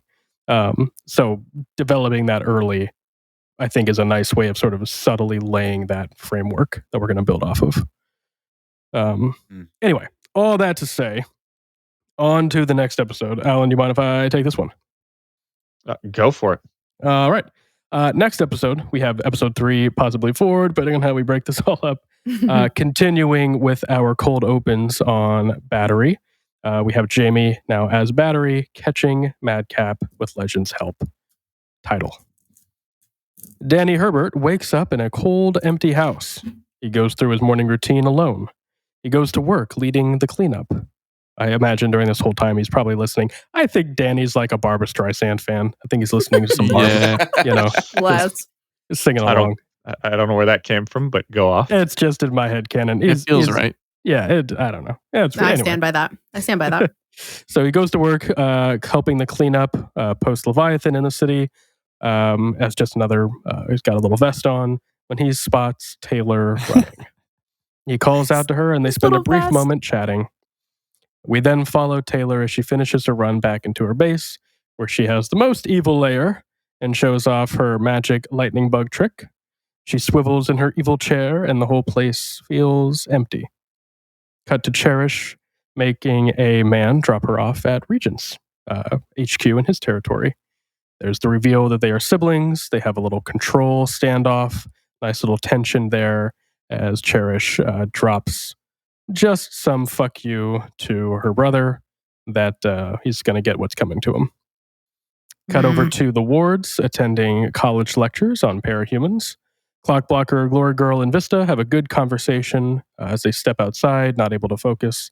Weld interrupts, and while the V's leave, the boys have a convo about how Weld is such a suck up for the PRT. Weld says he was basically raised by a PRT director. He has doubts too. Clockblocker challenges him to start using his access as leader to find out what's going on in the penthouse floor of the PRT building, which we haven't really put this in, but we would sort of be alluding to some roped off zones in the PRT earlier on. Cut back to Cherish, threatening to blow up the building and leave. Oh, that's right, we put that here. Saying that Slaughterhouse 9 will tear Alec apart. She'll enjoy watching. Cut to Skitter announcing her territory with her bugs, quickly running the merchants out of town. Sierra asking for help getting her brother back from the merchants, and Skitter agrees. Cut over to Flechette and Perian visiting Flechette visiting Perian's territory again, and talking about getting her aid and supplies, to which Perian accepts. Fun, cute little scene there. Cut over to Amy taking care of her dad again when Victoria gets back from hanging out with Vista. Amy comments on how Vista was the sister she always wants, a real hero, and Victoria denies it. They get into it a little bit on how Amy won't fix Mark because she won't touch brains, kind of laying the foundation further for that great scene coming up in a later episode. We get over to Taylor and Lisa deciding to infiltrate the merchant gathering. They save Sierra's brother as well as Charlotte. Skidmark begins his little fight club for powers, and Faultline's crew shows up to crash the party. Scrub triggers, and we get another glimpse of the entities. We have a little note there that we do need to work on how we want to get Faultline there, just to make that work a little bit better, but that's the idea. And then the episode ends with a little cooldown at Taylor's territory. Charlotte's officially recruited to join Taylor's crew, and Gru pays a visit to Skitter, and they have a conversation. A little tense conversation. Mm-hmm. I have a feeling we'll probably move a little quicker through these middle episodes because there's not really too much we're changing here. We're just sort of organizing things and putting them in place. Pretty well defined already. Yeah. Something I have a question about, because we've talked a little bit about pulling in certain people to stick with us throughout the story and like trading them out. So like Alan's talked specifically about one of Coil's soldiers. I can't remember his name. And like have our like little moment with you got Jaw and what's the other one? Who is our hot boy? Who is our hot boy? The medic? Yeah. Who was the medic? What is you're right. Oh my gosh, how do I not? Because we even have because is this basically my question? My we question. have him winking at one point with Tattletale, and I'm like, go on. Okay, but is my question though? Before we get too sidetracked, is this them going to the merchants? Yes. They're going with those boys, yes? Yes. With our soldier boys. Of course they're going with those boys. With the soldier boys. Okay. Of course they are. I just wanted to make sure because I love that tying them back in because we've had them before. We've worked with them before with Bakuda and kind of everything that's gone on there with all the sniper stuff and, Coil's guys. And now that we work for Coil, we get to see them a lot more. And that's very exciting. That was my question. And that's all. Sorry. I don't have my brain. I think my brain stopped halfway through that. Something happened. I think something happened. No, that's no, my Senegal.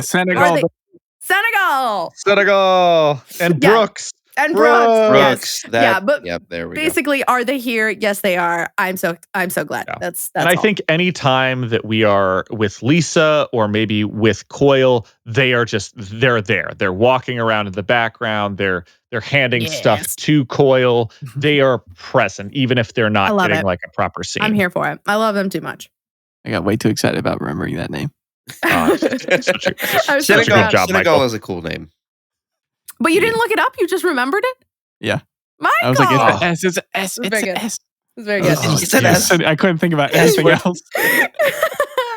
How could you forget, Michael? It's your middle name. Yeah. I wish. It is now. It is now. Okay. Oh my God. Way to dox me like that. Yeah, no. Okay, cool. Cool beans. How many episodes do we have on? 4. I think 4. Okay. I thought you were going to be like, yes, we have 12 more. Yeah, this will end up being like a 7 or 8 episode season. I think we'll probably go 8 or 9, especially if you split up the first episode a bit. But so the episodes are longer as they should be, but it'll end up being less episodes potentially than the first season. Before we move, I do have actually one question before we move on. Mm-hmm. Did I miss it? I might have missed it. Do we have a Slaughterhouse 9 bit in this episode? Cherish with Alec. Thank you. Yes. Cherish. Okay, good. I forgot. That works. Good. No, it's very good. Moving to episode 4. Into episode 4. I'm going to just keep playing this game with you, Alan. Oh my gosh, it's so great. So much fun. Until we figure out who gets to go. No, it's my favorite. No, go ahead. Please, take it away. Oh, no. I got to do 2 episodes. You do 2 episodes. Oh, thank you. You're so kind. So welcome. This is what? Dripping with This is the sarcasm. episode we kill Hannah. I just, once I start laughing, I cannot stop. There's no end to it. right, So Jacob. moving on with episode 4, another cold open on Battery and Legend, sitting down with a detained Madcap as he makes a plea deal to be a hero. It's just worth putting a little caveat here. Obviously, the idea that where we choose to cut that interlude up will depend on how many episodes we have and where we want it to break. But Yeah. that's the idea here, is that we're going with little cold opens of Assault and Battery storyline. Title sequence. Open on Hookwolf and the Chosen versus Shatterbird. Open right on an action scene. Hookwolf calls for a meeting to discuss the Nine's presence in the city following the fight, and Shatterbird handling most of his crew. Cut to Bitch at her territory. Gets a call from Lisa to return to Undersider's HQ to prep for a meeting. On her way there, she runs into Siberian and his gifted bastard, a half-wolf pup. Cut to Glory Girl and Brandish leaving Amy and Mark home when Bonesaw shows up with Hackjob. Cut to the hero and villain meeting to discuss the Nine targeting their groups. The Travelers and Undersiders are kicked from the meeting. The heroes and villains meet at the old diner for their meeting, and Lisa gets outed for using very specific end-of-world numbers. Weld deduces that the Travelers and Undersiders worked together to kidnap Dinah, a girl with predictive powers. Taylor glares at Coyle, who says nothing. Lisa and Trickster take the blame, and they leave. Cut to Bonesaw testing Amy, who kills 3 of her monstrosities, before Bonesaw makes her use her powers on Mark to heal his brain injury.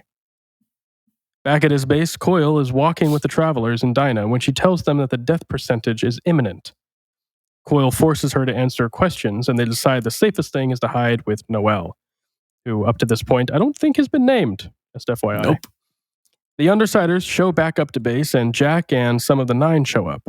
There's a tense confrontation, and Tattletale puts together the pieces that they are about to attack the city.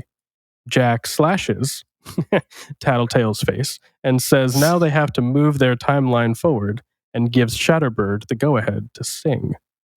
The Travelers hide in the vault with Noelle as they tensely hear Crawler outside while hearing Dinah's numbers.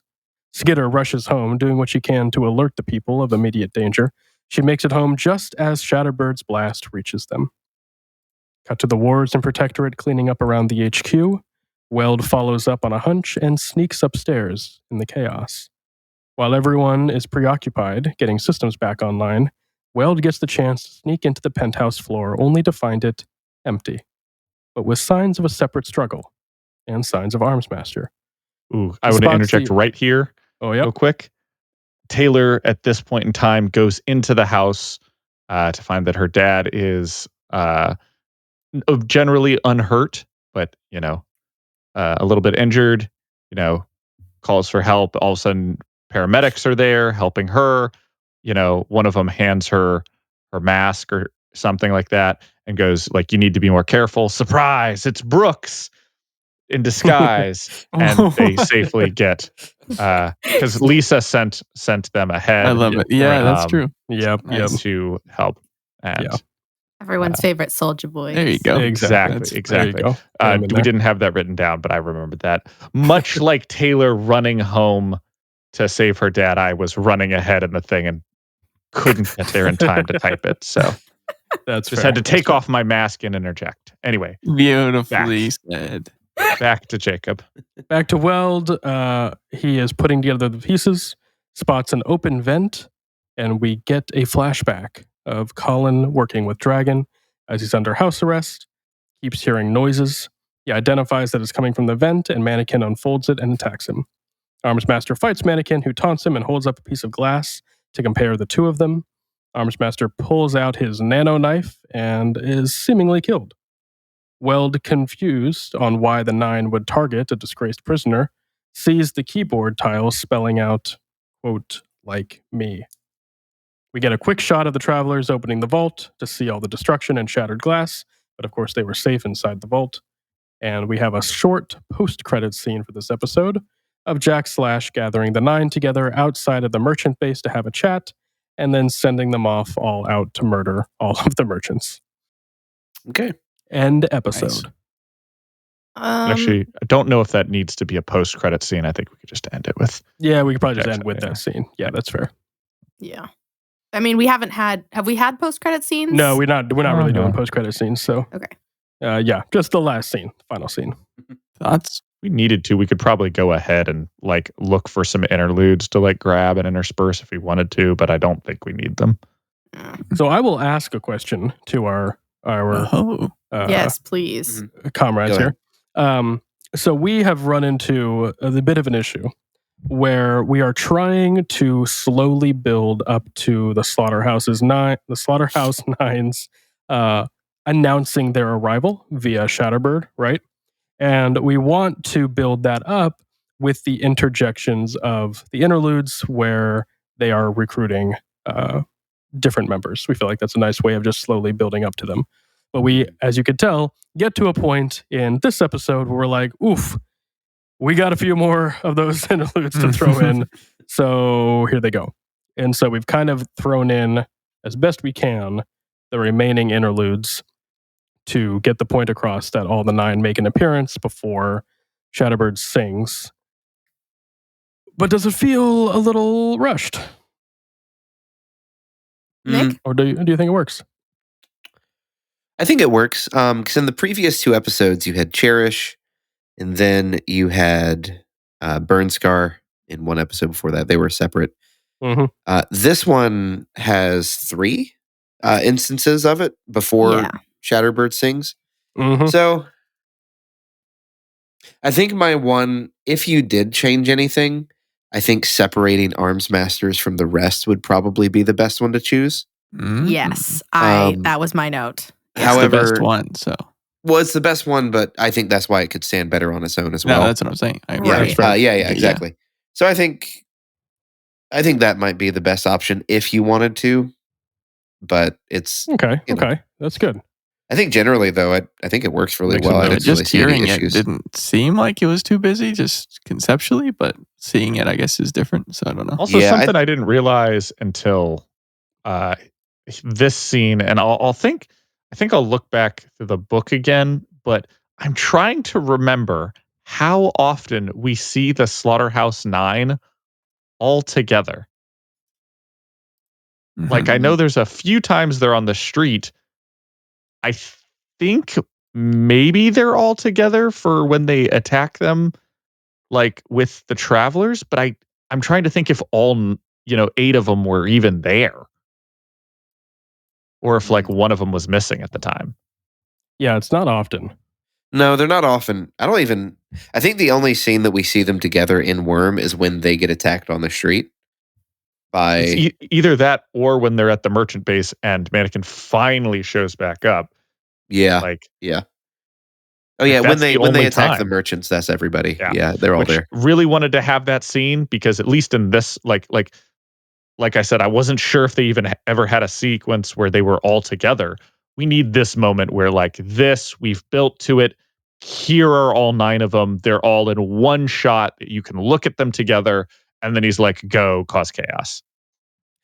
I think that would be a great episode opener. Yeah. As opposed to Ender. As opposed to an ender, yeah. Like maybe ending this episode with Shatterbird and with all of that, right? But you still haven't seen them all together. And then having an episode open with Skidmark getting in the merchants just getting obliterated by them as a way to remind them like, oh, not only can Shatterbird individually do this, this is the whole group and how dangerous they are. Right. That could be one way you could do it. Yeah. Okay. If and you wanted to. Yeah. I mean, I'm making some notes. up till now, we've talked quite a bit about like the Slaughterhouse 9 and the potential danger and like how bad they could be, but we don't really know until we know. And like, I mean, obviously it becomes very clear once the tests start, once any of the fighting actually starts, once Shatterbird sings. But I like the idea of, I think specifically Mannequin and Arms Master's conversation. It almost feels like we're doing it a disservice by having it as a flashback. We've talked about flashbacks before and how they can feel kind of corny to the story. Yes.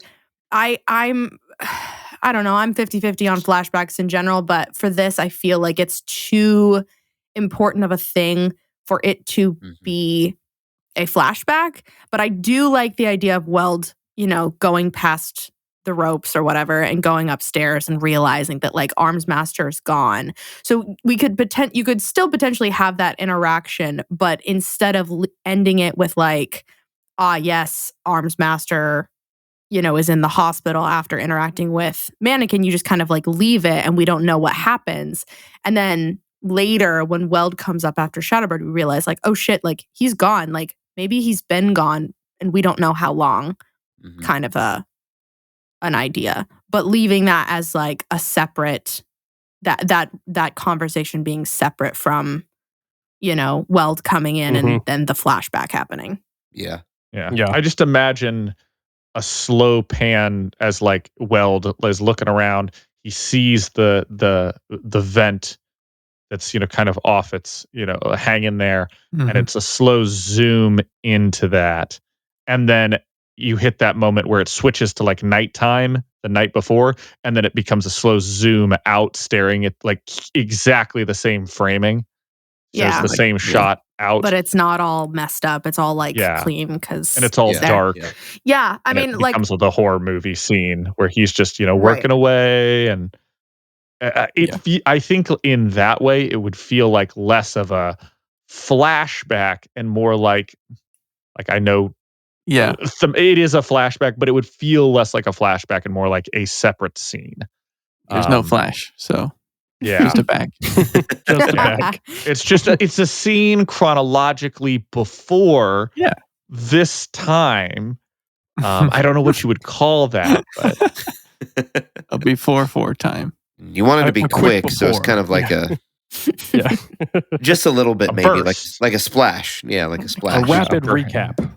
Oh, there you go. There you go. A back shot, if you will. No.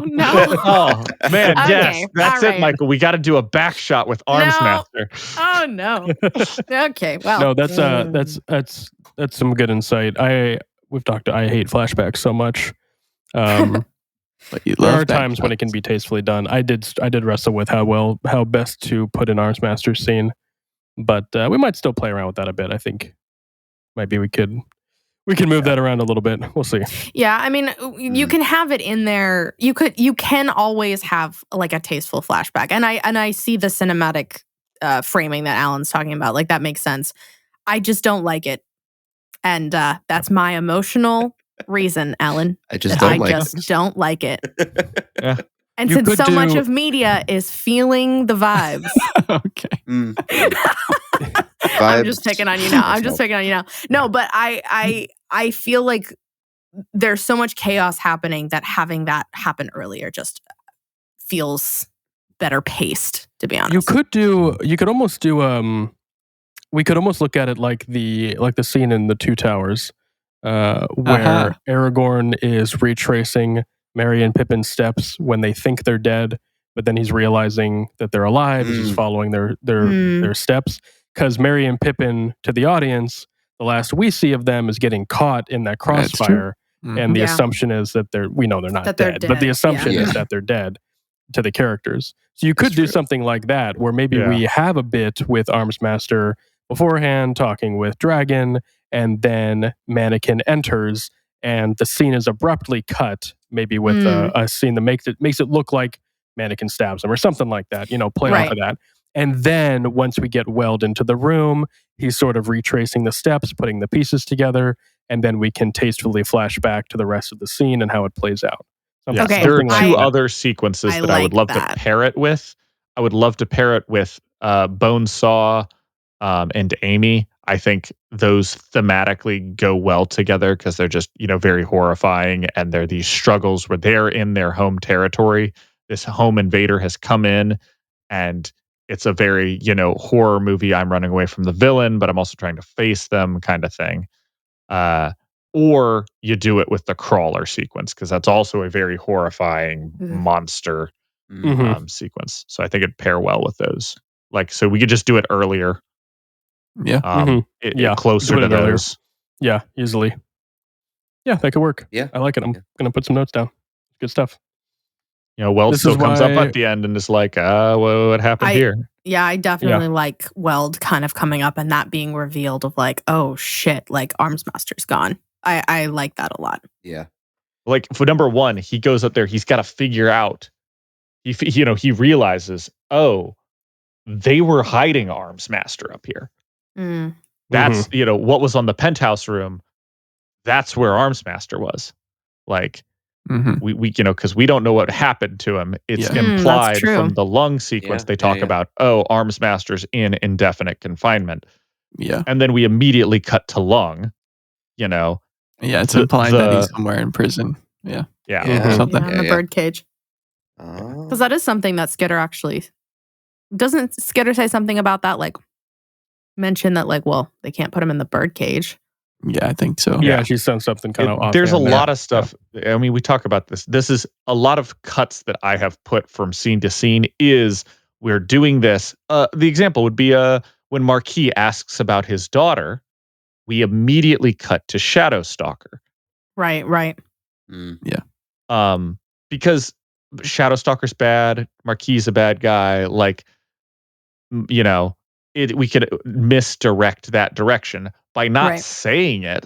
We're just moving from scene to scene, but I am intentionally implying to the audience that, oh, Shadowstalker might be Marquis' daughter.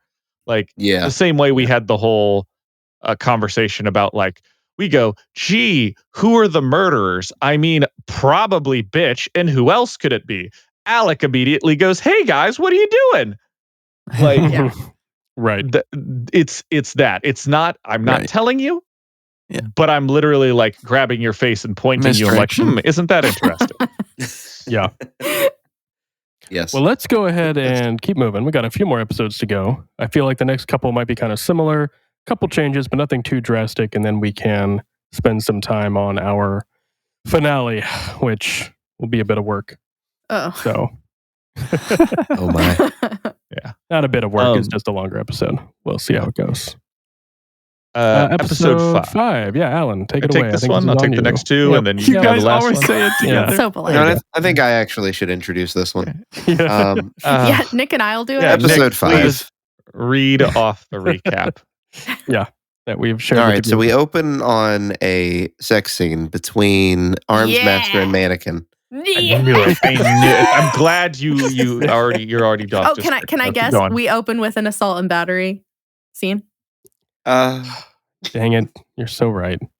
We've opened with an assault and battery scene. Technically, what Armsmaster and Mannequin are doing to each other could be considered assault and battery. Oh no! He brought the salt, and then he brought the battery. Oh my god! All right, he had the reach. No. Mannequin had the flexibility.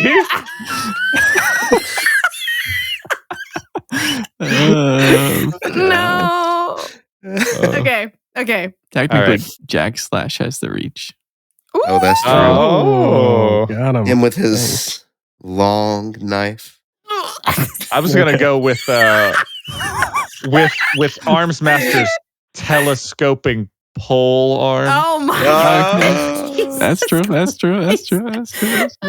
I mean, Mannequin is literally made of whips and chains, so. Oh. Yeah. And Armsmaster's ability is literally he's like a grower, because he can pack so much in. It's so warm in here. It's so warm. It suddenly got so warm in here.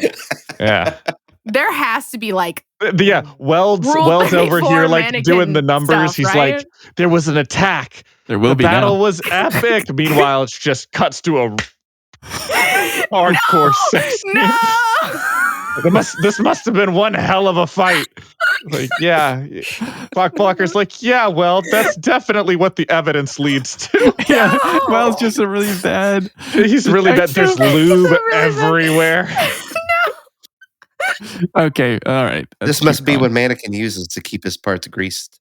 Exactly. It's airtight. Right itself every time. All right, so episode 5. Gotta get to work on that fan fiction. Oh yeah. So, Wild Bow, I'm going to Episode apologize in 5. advance if I ever actually do that. Oh. Yeah. Oh my god. Episode 5. I'll read it, but I won't be happy about it. Episode 5. One quick thing I want to change on this that I looked before. Up until this point, I would like to have Jamie has never been called by name, and the outfit that she has, even as a hero, is outdated. So we do not recognize this character, either Jamie or Madcap, until we get to episode 5, where I believe during episode 4's one, where they did the plea deal. We're at the next point in the story. It'll be obviously whatever the next scene is. Battery goes on patrol with the newly minted Assault, Madcap's hero persona. She makes a deal that she'll go on a date with him if he does the children's event, and as it turns out, he's great with kids. Title. Weld arrives at the Dallin house crime scene to see the outlines and bodies on the floor.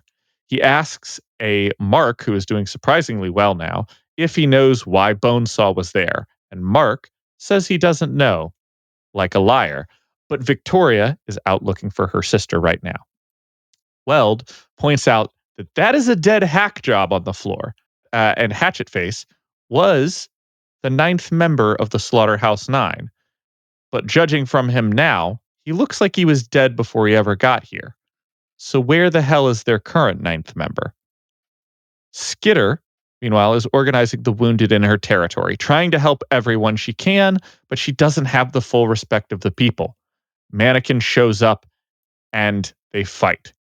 Taylor's victory helps cement her hold on the territory. Cut in to the imp scene, maybe even in the middle of the fight, sneaking in and attempting to kill the Slaughterhouse 9, but getting caught. Faultline reluctantly calls Lisa for more information on the 9 and the hand tattoo. Lisa susses out that burn scar, and we can edit this later, may be Faultline's sister. What? Yeah, the whole family and abandoning thing didn't tip you off before? Well, keep going. Yeah. Like I said, we could fix that. I have thoughts. Mannequin pulls out Armsmaster's nano knife mid-fight, but Skitter disarms him and begins to cut him with it. This causes her to basically win the fight with Mannequin. He runs away like a little bitch, and as soon as he's gone, Taylor collapses, and we get what I would like to think is a small Spider-Man 2 scene here, but maybe it's just Forrest coming over and helping her. Brian arrives at Skitter's territory to find her injured and maybe getting patched up by Sierra and Charlotte. And they discuss possible other recruits to help out with fighting the 9. The Undersiders have a meeting where they decide they need to be more aggressive against the 9 and seek out the Protectorate for assistance, who of course has Legend there now, and he declines to help. The Undersiders and Travelers ambush the 9, capturing Cherish and Shatterbird, but Gru is captured in return. Lisa tells the Palanquin team that the Slaughterhouse 9 are now heading to their secret location, which is somewhere in Parian's territory. Faultline's crew immediately rolls up in a van and storm it, only to not leave the building. Victoria finds Amy.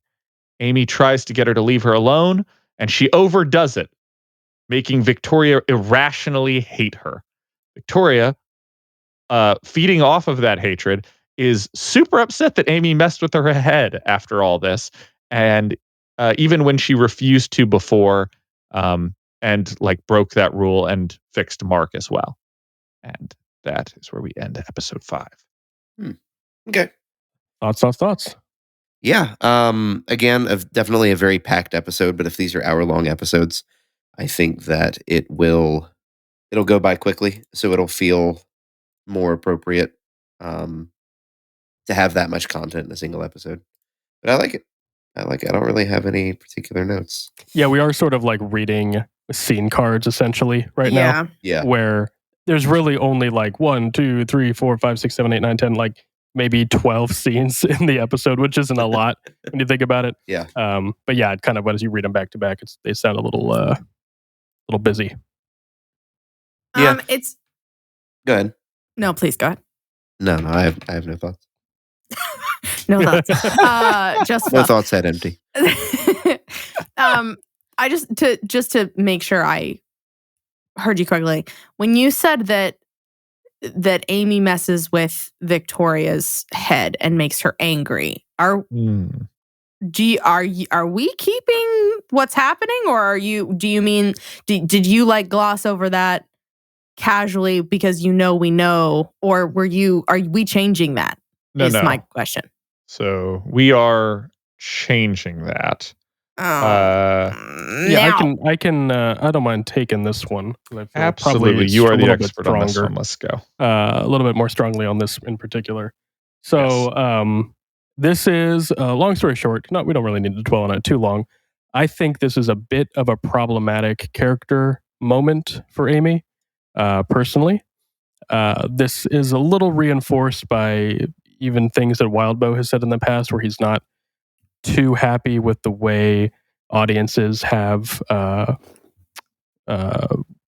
interpreted Amy and Victoria's relationship and the problems there. At the end of the day, it ends up being a bit of negative representation for a community that already struggles to be appropriately represented. Right. Now, the trade-off is that Worm does have good representation. Perry and Flechette. It's implied that Legend's husband is at least a good dude and they've got a good relationship. But beyond that, it's I as not a member of that community, it's not in my place to speak for it.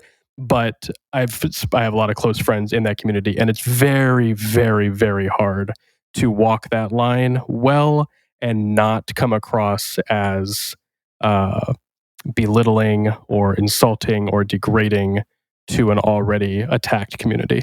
So with that, I do think I feel kind of strongly on that. I think it's worth reworking, but not changing the impact of what's happening. And what's happening is that Victoria is initially trying to comfort Amy because her sister was just attacked by a psychopath, realizing that Amy did break her rule to save Mark's life because she was pushed to her limit, but she could have at any point. And the fact that she didn't makes Victoria angry because she's like, why did you not fix my dad? You had the power. You were able to do that.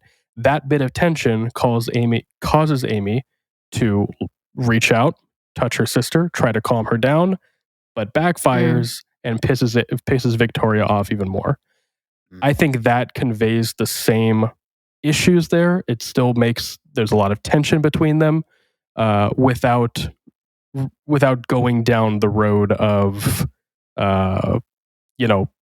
confused lesbian, for lack of a better word. Yeah.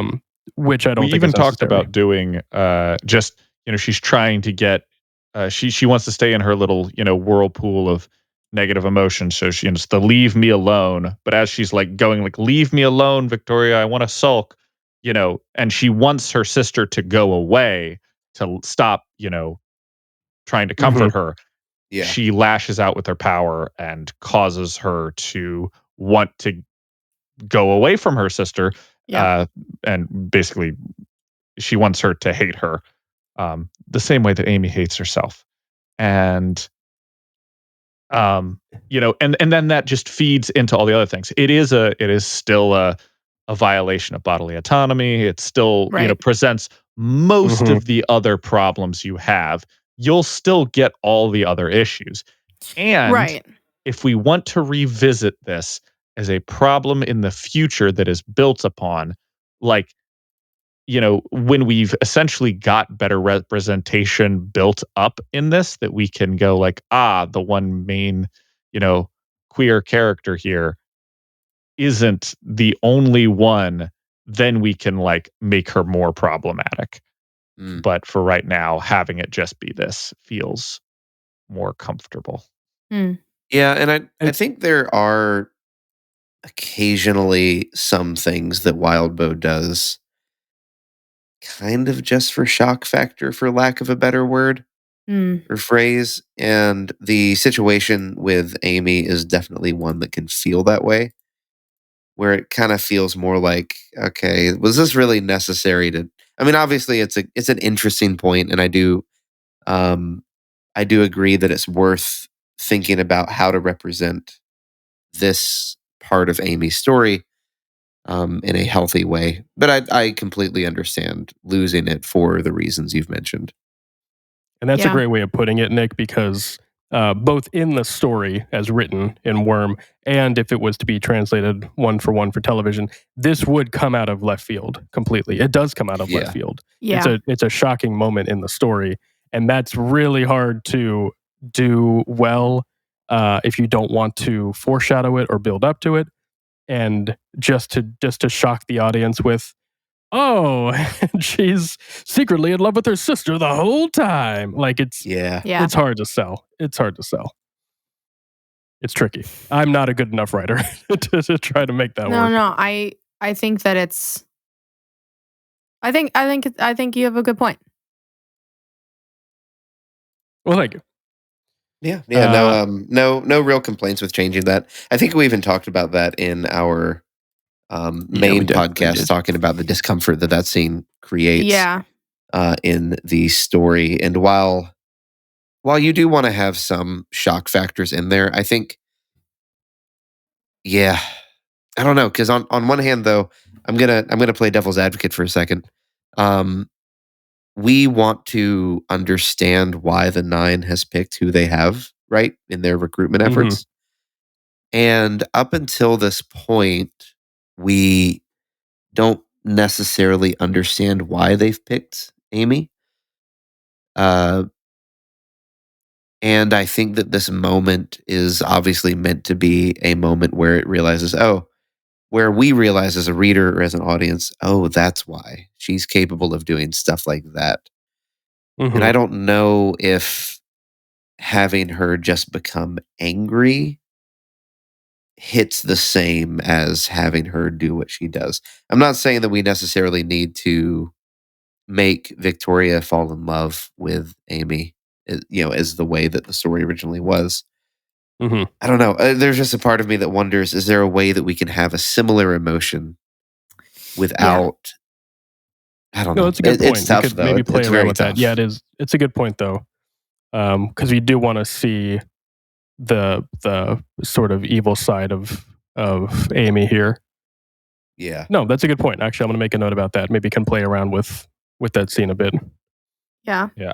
Like I said, I think we could evolve on this where like she's going to have more opportunities. And I think, as she slips further and further, we can have her even maybe have a conversation with Taylor or somebody where she has a moment and she's like, I love my sister. And they're like, yeah, like obviously she's your sister. And she's like, no, you don't understand. Like, it's really complicated. You guys wouldn't get it. And you're like, you're right. We don't get it. Yeah. No, good points. Good points. I definitely see what you're saying in regards to this whole thing. And I also agree with Nick that it doesn't feel like it's enough.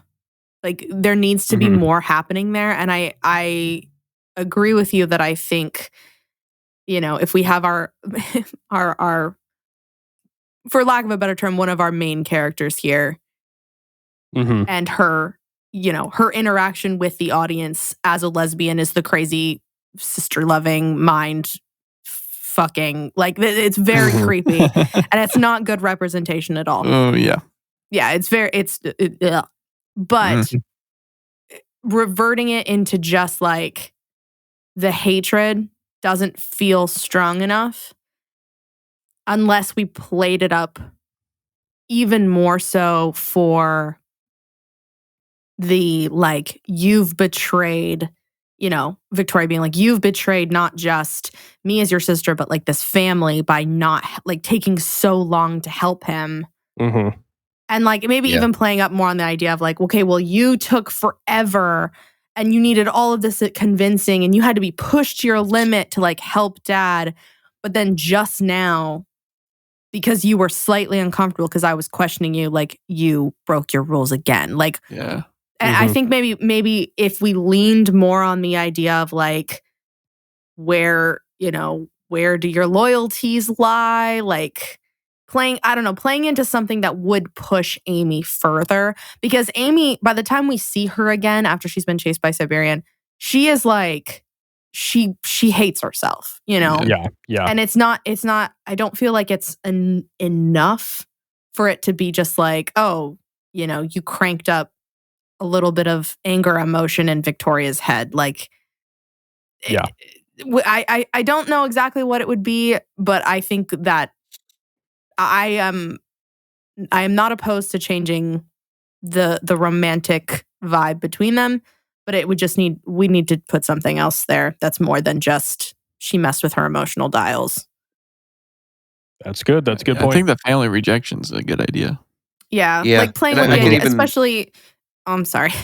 No, I was just going to say I could even see if you wanted to emphasize that Amy was the one who did something, one of the things that you could do would be to have Victoria chasing after Amy, like we see, like Victoria trying to be understanding, like, look, I'm upset, but I get it. Like, Bonesaw just came at you. You're under duress. And then Amy touches her. And I think maybe that shift would be enough. I would even say, like, I don't know, just maybe have Victoria just outright punch her or something. Yeah. Just like have a switch from her like going for a hug or like trying to like embrace her to just an all-out punch. And then even maybe Victoria not an all-out punch. Not like an all-out punch, obviously. Amy's face would be pulverized. but like a hit, right? Something that's that's more than just like a massive shove that like throws her back 10 feet, And then even having Victoria say, I don't understand why I did that. Yeah. Could be interesting. Yeah. Good stuff. No, those are great. That's some great notes there. Gonna definitely work on that scene a bit. Make sure that comes across. Thank you.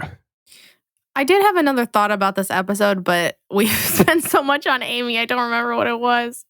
No worries, we didn't change it was the too burn much. scar. It was probably the burn scar being Fault Line Sister. We are playing around with that. We're not settled on everything yet. I'll be honest, most of those is how do we get them and more integrated into this and the world, because as we continue to have the Case 53s and Cauldron be an evolving thing, like they do need to sort of begin taking a more important approach. Like they need to be more front forward, and I think having them start off as sort of a D plot and then work them into almost a B plot, by the time we get to 2 seasons from now, will be very important. I agree with the whole peppering them in and moving them up that list, but I still feel like they could still be taking a C, D plot in this arc and then move up a little bit more in the next season and then more in the next season.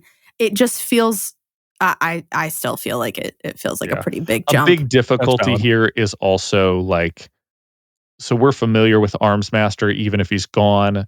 So the showing him like once when Mannequin comes to get him isn't out of the question. We've also been talking about him. Having Burn Scar come out of kind of nowhere to talk to this group feels odd. And so we were trying to incorporate that with like, oh, she essentially lets on that she is a Case 53 maybe.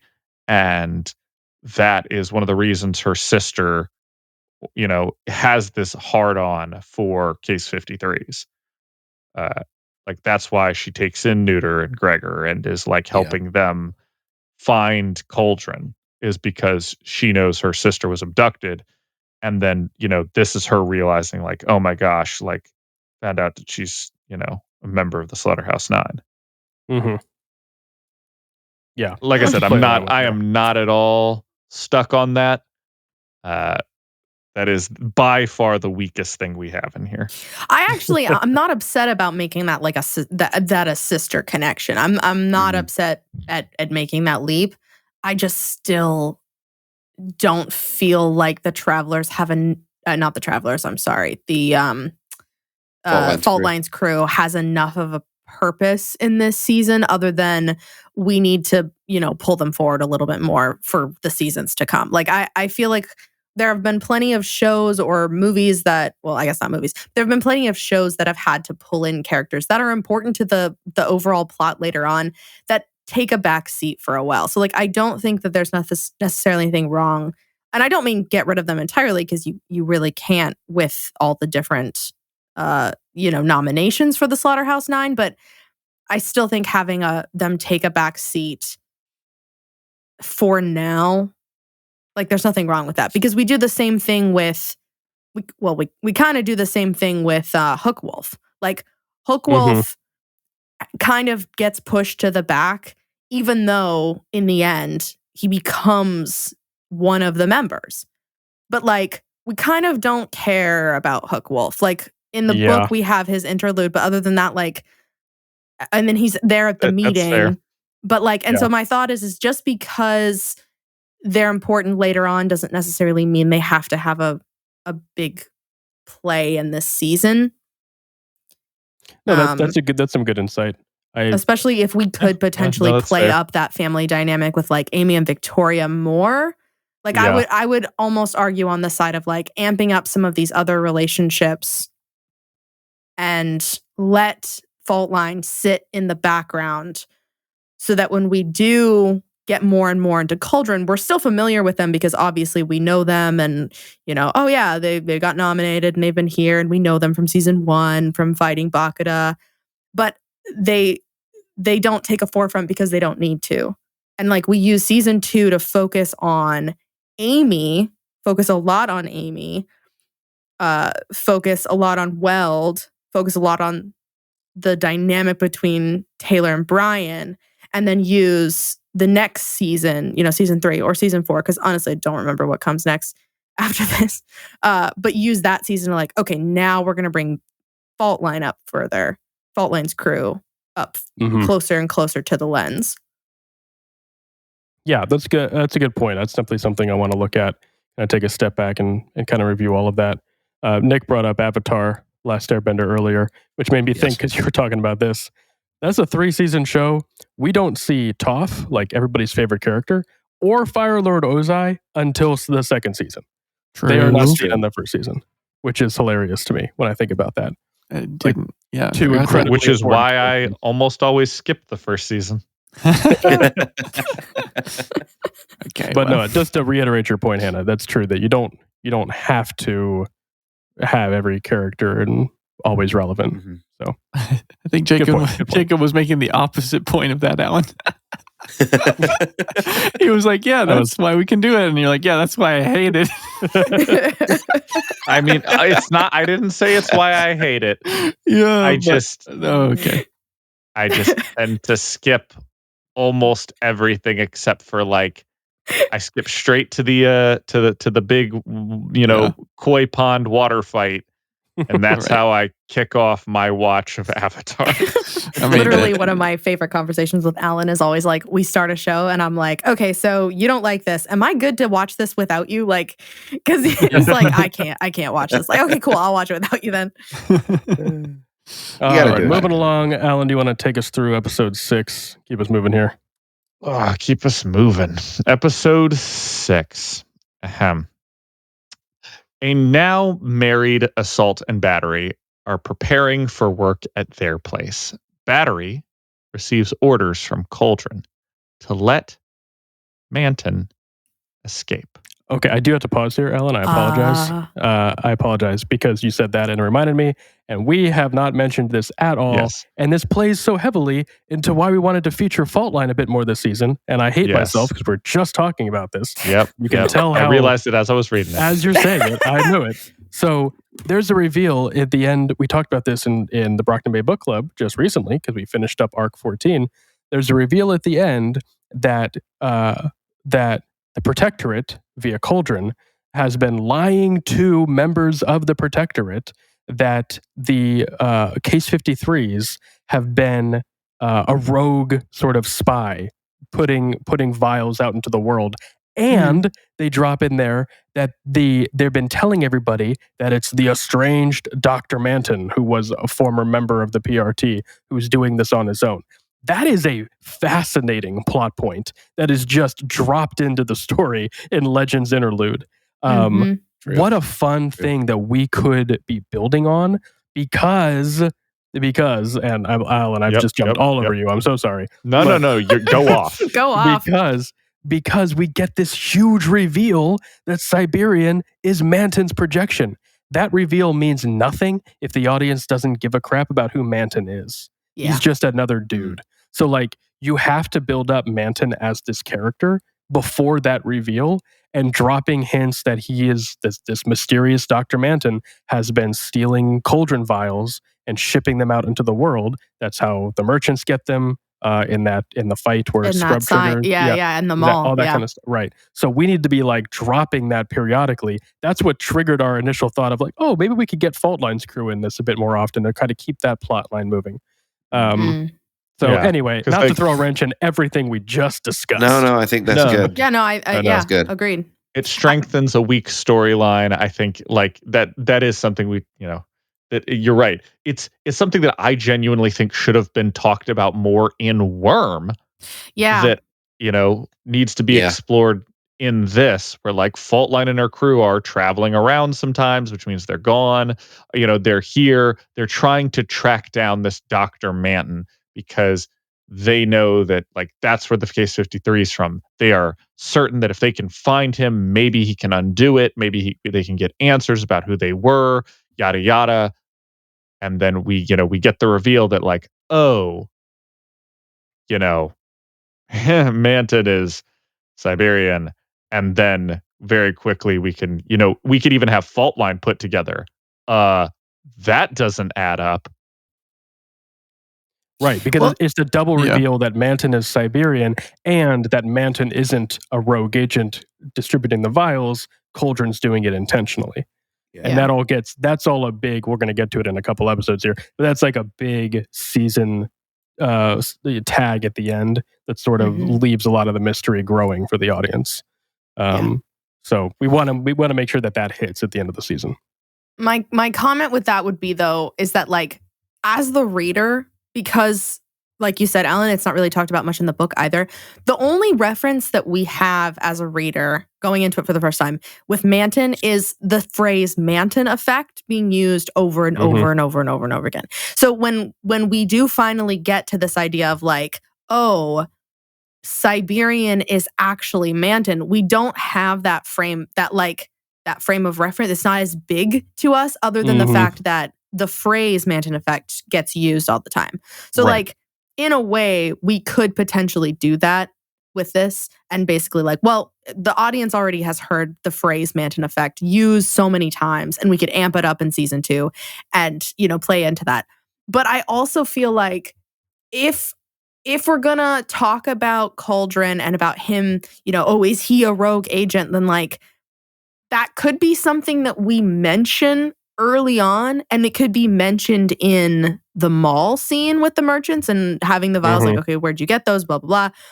And kind of like maybe Taylor hears it, or maybe Skidmark says something into the microphone in regards to it, like, oh, we can, thank Dr. Manton for this, or something that feels very like vague-ish, but enough so that like, well, we've heard this enough times that we know what that means, so that when it all comes out in the end, when Cauldron denies, being connected and Siberian is Manton and all this stuff, that like we've gotten the breadcrumbs, but we haven't been like spoon fed it too much. Yeah. And that way it can stay within the Protectorate conversation that happens, that like, as Legend is putting these pieces together, I don't even know if you guys keep Legend in that scene or not or whatever, but like the idea that whoever it is that makes this connection that like Cauldron is lying, that it stays with that person, that isn't connected with the larger body of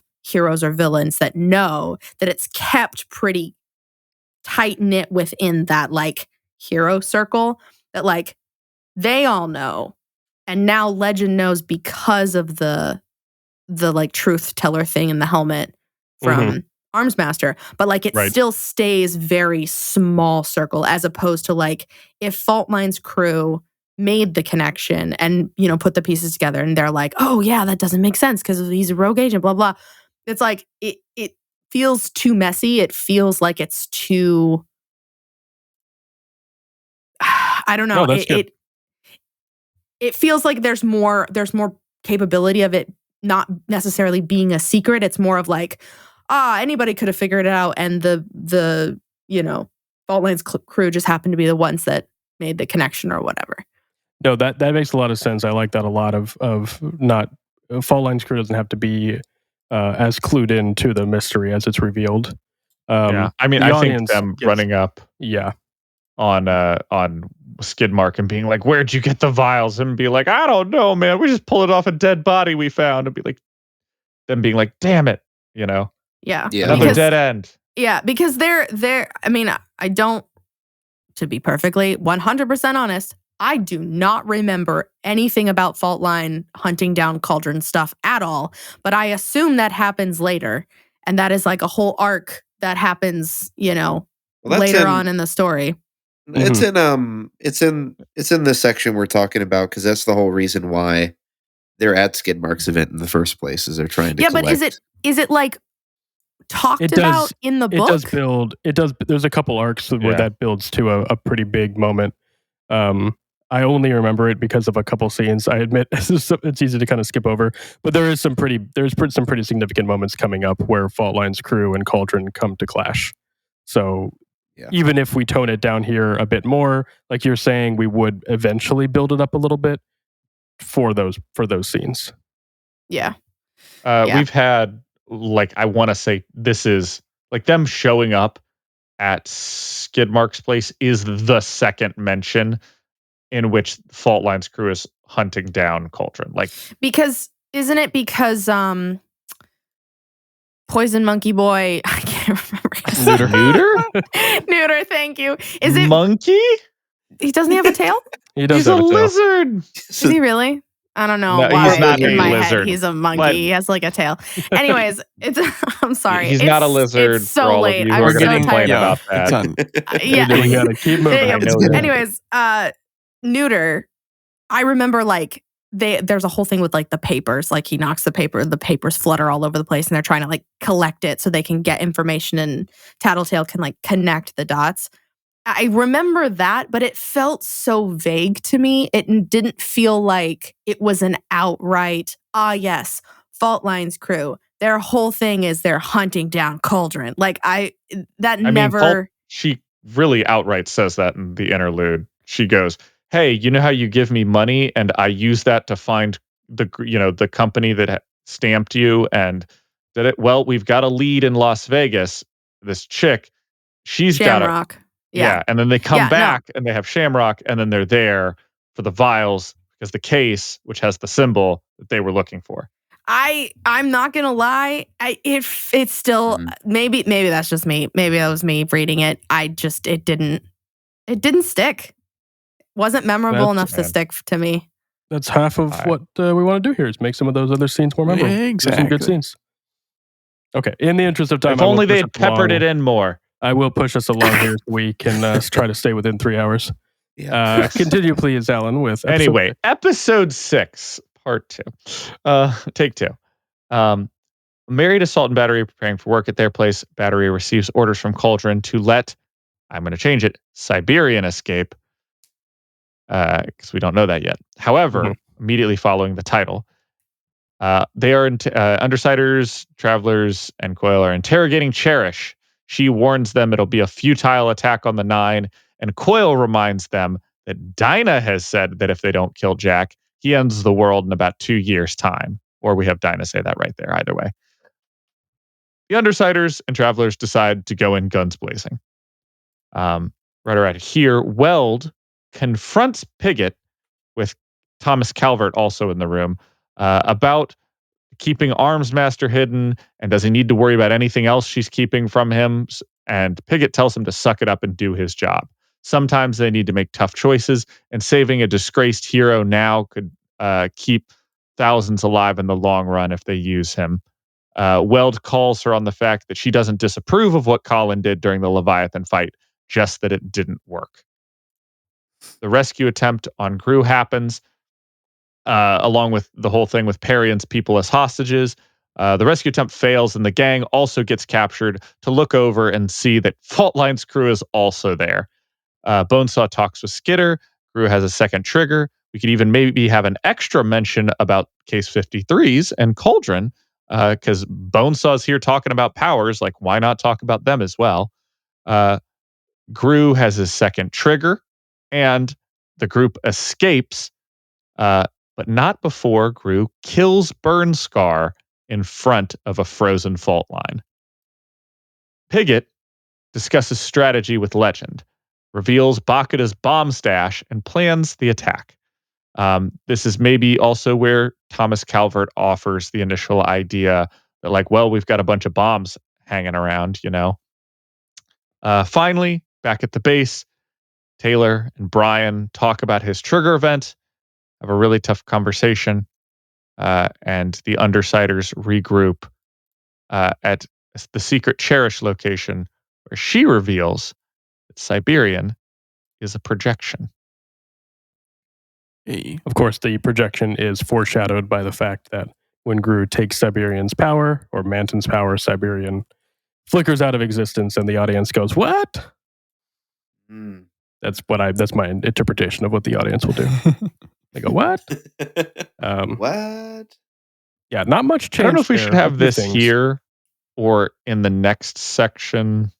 I'm okay with the reveal of the projection at the end of this, but also in the next section, I like it when they like realize, like, oh, like Lisa says the whole thing where she's like, "Hey, you got to get to your buddies; they're under attack," and then Siberian just disappears. I do like that. That's good too. That's a pretty good beat. Yeah, that's true. Mhm. Yeah, not much we've really changed here, but thoughts anyway. So Gru kills Burnscar in front of Fault Line here. Mm-hmm. But this is way before this is before Gru gets captured, right? No. This would be he's gotten captured. Oh, he's got okay. Yeah, that's this is Again, post second trigger. Yeah. Just like in the book. Same thing. Okay. The only difference is instead of Rune and all of them over in one corner, I see. doing their, be in the pile of bodies in the corner to witness this, it's just Fault Line's crew. And this would, of course, be more impactful if we do choose to play up Fault Line and Burnscar having a history. It's so frustrating because I think that's a great idea. I think it's a great moment. And I hate that I like it because it makes me want to be like, yeah, actually, you know what? I think keeping Fault Line's crew in this whole time was worth it just for that moment. But I still have to stand by that. I still think my thoughts that I've been saying this entire fucking episode about Fault Line's crew. But I love that idea of like, she can't move, she can't do anything, and it happens. Because when Burnscar dies, like, no one gives a flying fuck. Like, of all of the 9 members, Burnscar is the one we care about the least. And so when she dies, it's like, okay, well, 1 down, we got a ton of others to go, but like, okay, 1 down. So the emotional impact that has with, if we've made that connection already, I think would be really cool. But I'm sorry. I just don't think. No, stick with your gut. I have to stick with my gut with this for the whole Fault Line thing. They're like pushing them up to the foreground. I do think it's a really cool emotional moment though, and it makes Burnscar's death that much more of a punch, as it should be, but then doesn't necessarily feel like in the book. So I like it, but I can't agree to it. If I were to do a major overhauling for them to be very frontline characters, I would have a whole thing about the rivalry between her and Lisa. I would have a moment where essentially they come to sort of a peace because they're like, hey, reluctantly, I need help. Like I said before, like they come to this almost like, hey, I think we could work together maybe. but then this happens. And Faultline is like, immediately all the progress that has been fixed between them, of being, sort of just having animosity, all of that's been repaired is reversed. It's worse than it's ever been between these two groups because Gru just killed her sister. Yeah. Mhm. Yeah. It's a good moment. Mm. We'll play around with it though as we rework things as we will. And I guarantee that we're going to have a lot of thoughts from people listening in. So I hope so. The comments are going to be crazy. yeah, they're going to be nuts. Tell me why burn scar is even worth keeping around. Yeah. Goodness gracious. We didn't change too much there. So if there's no other thoughts, I will move on just for the sake of time. But I don't want to skip past anything. If you want to take these last two? Yeah, I'll take the last two episodes here. The last two episodes are really just arc 14 that we've sort of split in half because arc 14 is pretty long. And the truth is we don't really change too much. So I'm going to save you the bore of going kind of scene by scene here. We really are just following the final confrontation with the Slaughterhouse 9. The big moments is that we do split this into two episodes, right with the ending of the first episode here being after all of the bombings, after Bakuda's bombs get dropped, all of that, and Jack and Bonesaw say, well, you broke our rules, so Bonesaw, go to town, and Bonesaw's plague is released. Climactic ending to the penultimate episode. Also, something we haven't talked about is we really haven't talked about the rules a whole lot. We haven't. Yeah, I was wondering about that. I think Ellen and I have talked a bit. We've kind of gone a little bit back and forth here, but I think the idea is that Jack's rules are incredibly convoluted. They don't make a lot of sense. They're hard to follow even reading the story. And trying to incorporate them to the same degree that he has them written in the story would be very, very hard to get an audience interested in. So we would, if we even choose to say that they have that they give their rules to the protectorate and don't interfere and all that kind of stuff, it would be a very simple, we're in town, do not get in our way or everybody dies. I mean, you could have that. You could have that conversation happen in the conversation where Lisa gets slashed. Yeah, yes. Exactly. Where they're, they're like, well, we're here, and now that you've ruined the surprise, I guess, Shatterbird, you go do your thing, and since you're here, I guess we'll tell you, and you can pass it on to your, stupid little hero friends, blah blah blah blah blah, and then can be like, everyone has 3 days to do the test, and no external help, and if you do try, then you'll regret it. Or you won't live to regret it, or something snarky. Yeah. I actually, we've talked about this. I don't like that whole scene, except for Lisa getting slashed. Yeah. I really don't like that they just randomly show up there. Feels kind of random. I would get rid of that somehow. Get rid of that and somehow still have Lisa figure out that there's a countdown. Taylor does her run thing. All of that stays the same. But one of the mysteries that we've been working up is, okay, Slaughterhouse 9 are here.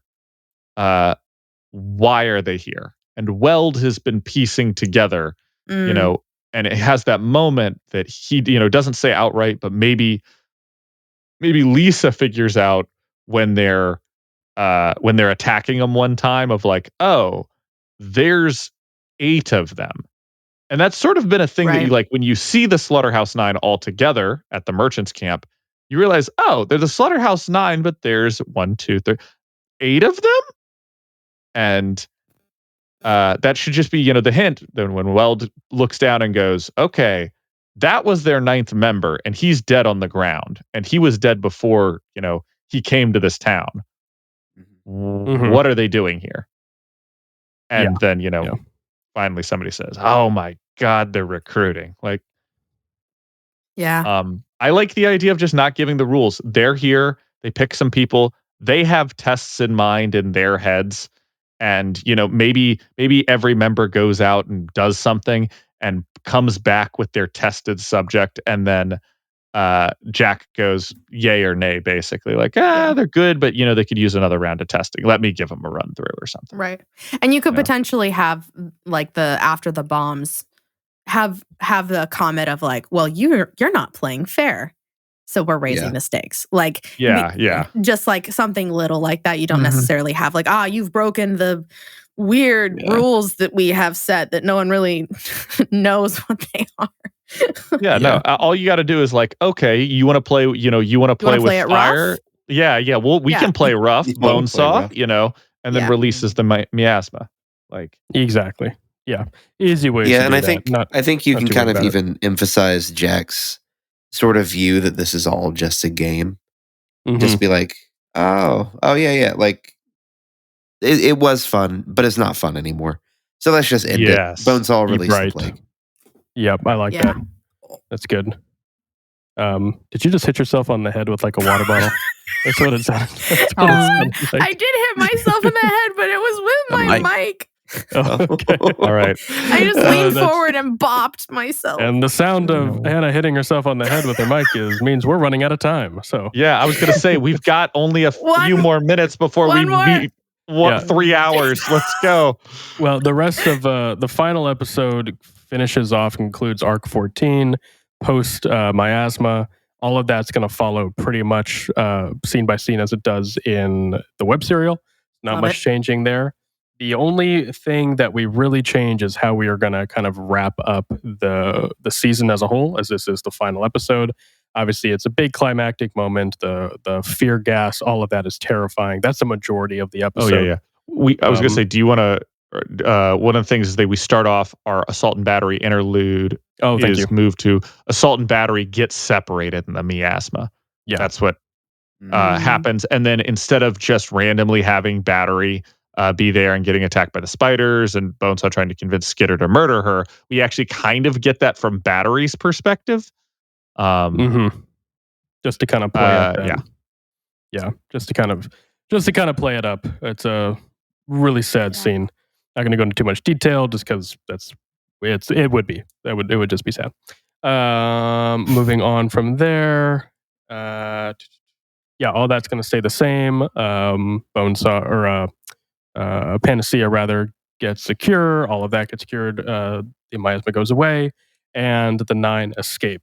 The couple changes we're going to make is that we're going to kind of shift up the legend interlude, because it's a really strong season finale sort of moment. There's a lot of questions answered and a lot of questioned given. And tying that in with legend listening to the confessions of Battery dying at the hospital, where she sort of gives some insight into, because she's the mole. I mean, that's the whole build up to this whole thing, right? So she's the mole that we've been following along, trying to find. It's not really a mystery at a certain point about halfway through the season, but that's just the idea. So confessing all of that to Legend taking it to heart, kind of forgiving her, and then all of the lies going off at the end as he's watching the tape back and just lie. But that's not the last scene of the season that we've ended on. Well, okay, it might be. I like that being the last scene. I do. Read as is. I feel like we've got a great 1-2 punch at the end. It does. As I just said it, I was like, that's actually pretty good as a finale. But it's the scene either right before or the final scene will be. We did decide we wanted to give Jack in particular a bit more of a triumphant exit from the city, because as written, they kind of just disappear. They give a little letter like, that was fun, Brockton Bay, but we're out. We'll see you again. Deuces. So we wanted to give Jack a little bit more of a triumphant exit. And if you are an astute listener, not just the two of you, but anyone listening, might have noticed that we did not include a certain Slaughterhouse 9 interlude yet. That's because we want to put Jack's interlude and his conversation with Theo at the end of the season. Yes. Okay, I'm here for that. That sounds fantastic. Because it's such a good conversation. Scene. Theo doesn't have much to do in the season. We're not giving him more to do. And if we put that scene earlier, it sort of makes Theo stand out unnecessarily. And you're going to be waiting for like him to do something. And he's not going to. So putting it at the end gives Jack his glory moment, and also lets us play up the prophecy that he's going to end the world. because now that he's been made aware of it, he can sort of use that in his conversation with Theo, where he's like, tell you what, kid, I'll give you 2 years and I'll be back. And just kind of end on that note with him triumphantly walking out and Theo looking on. Wait, is that... Am I stupid? Is Hannah stupid? Why would you say that? Have I just missed this entire time that Jack is supposed to end the world in 2 years and also he's supposed to face up against Theo in 2 years? Did I miss that? Am I dumb? That is as written by Wildbow. We did not change that. So that is the only thing we did is made Jack more aware of that. But no, that is how it is written. Okay, when I talk about like not remembering anything in the future of this book, I'm dead serious. I don't remember anything. I remember one thing with Noelle, and that's it. It's a lot to remember. We don't have new readers, but we do have new readers. We do have Hannah, who has the brain and the memory of a goldfish. Oh, that's great. It happens to the best. There's a lot of detail there. No, that does play into the rest of the story. That's not something that Alan and I added. That is as written in Worm. Yep, that's intentional. Oh, I think that's great. I very much like that as your final. No, that's good. That's very good. It's a good change. I like that too because it does make more sense to have Theo's arc be sort of a lead up to the next season. At least for a TV show, I like that. Yeah, gives a little something for him to do, for people to think about for an off season. Well, that brings us to the end of our season 2 recap. Wow. Jeez. Yeah. Michael, I'm sorry. You did it. No, good job, guys. That was really fun. Yeah. It was a lot of fun. For the really dedicated fans, I dare you to listen to season 1 recap and then season 2 recap back to back. See how the show is shaping up. Granted, what we discuss in these episodes is getting changed as we discuss it. So, in real time sometimes. Yeah, exactly. Nothing is permanent. So everything is temporary. Enjoy it while you can. But yeah, things that I had wished I'd put more of in here, and maybe they would be there, but they'd just be small scenes. I really, really like the Sierra Charlotte Taylor dynamic. That is they're so cool. I know, that is our Magic Vampire Diaries trio right there. Best girls forever. We talk about Vampire Diaries so much. I know it's the template for the show, apparently. So it's the template by which all art is made. It lives rent free in Alan's head at all times. Yes, thank Jenny Nichols for that. It's literally just Jenny Nichols. Shout out on a shout out. Nicholson? Absolutely. Jenny Nicholson. God, how can I not remember? So many shout outs. Yeah, shout out to her. But I wish I had more of those. The problem with this season is that there's no downtime. And heroes having really downtime is my favorite thing in the world. I would watch a Hallmark movie if just everybody was a superhero, but like no superheroing happened. It's kind of the reason Sky High is as great as it is. I was just about to bring up Sky High. Oh my God. It's true. So like I wish I had more of that and maybe finding scenes. I have a scene at the end where like I want when Taylor's like, are you crying? Or Sierra's like, are you crying? Are you okay? And she's like, no, I'm fine. I'm just tired. I'm okay with that. I'm also very okay if she just like sits on the ground and starts crying and Sierra like awkwardly holds her where she's like, oh my gosh, like this is really weird. This is my boss. This is a villain. But also, like, we do have this weird friendly rapport, this camaraderie, like they're trying to take care of people and they're charged, like this really weird dynamic that continues to grow and it has weird conclusions that I really, really like. Like, I wish there was more of that I'd written more into here, but, I just didn't get around to it. There's so much that honestly happens. Either Fault Line needs to get stronger or the Fault Line plot line needs to get weaker. I wish I'd written more Perianne and Flechette, just little things, little conversations here or there, just to pepper it in.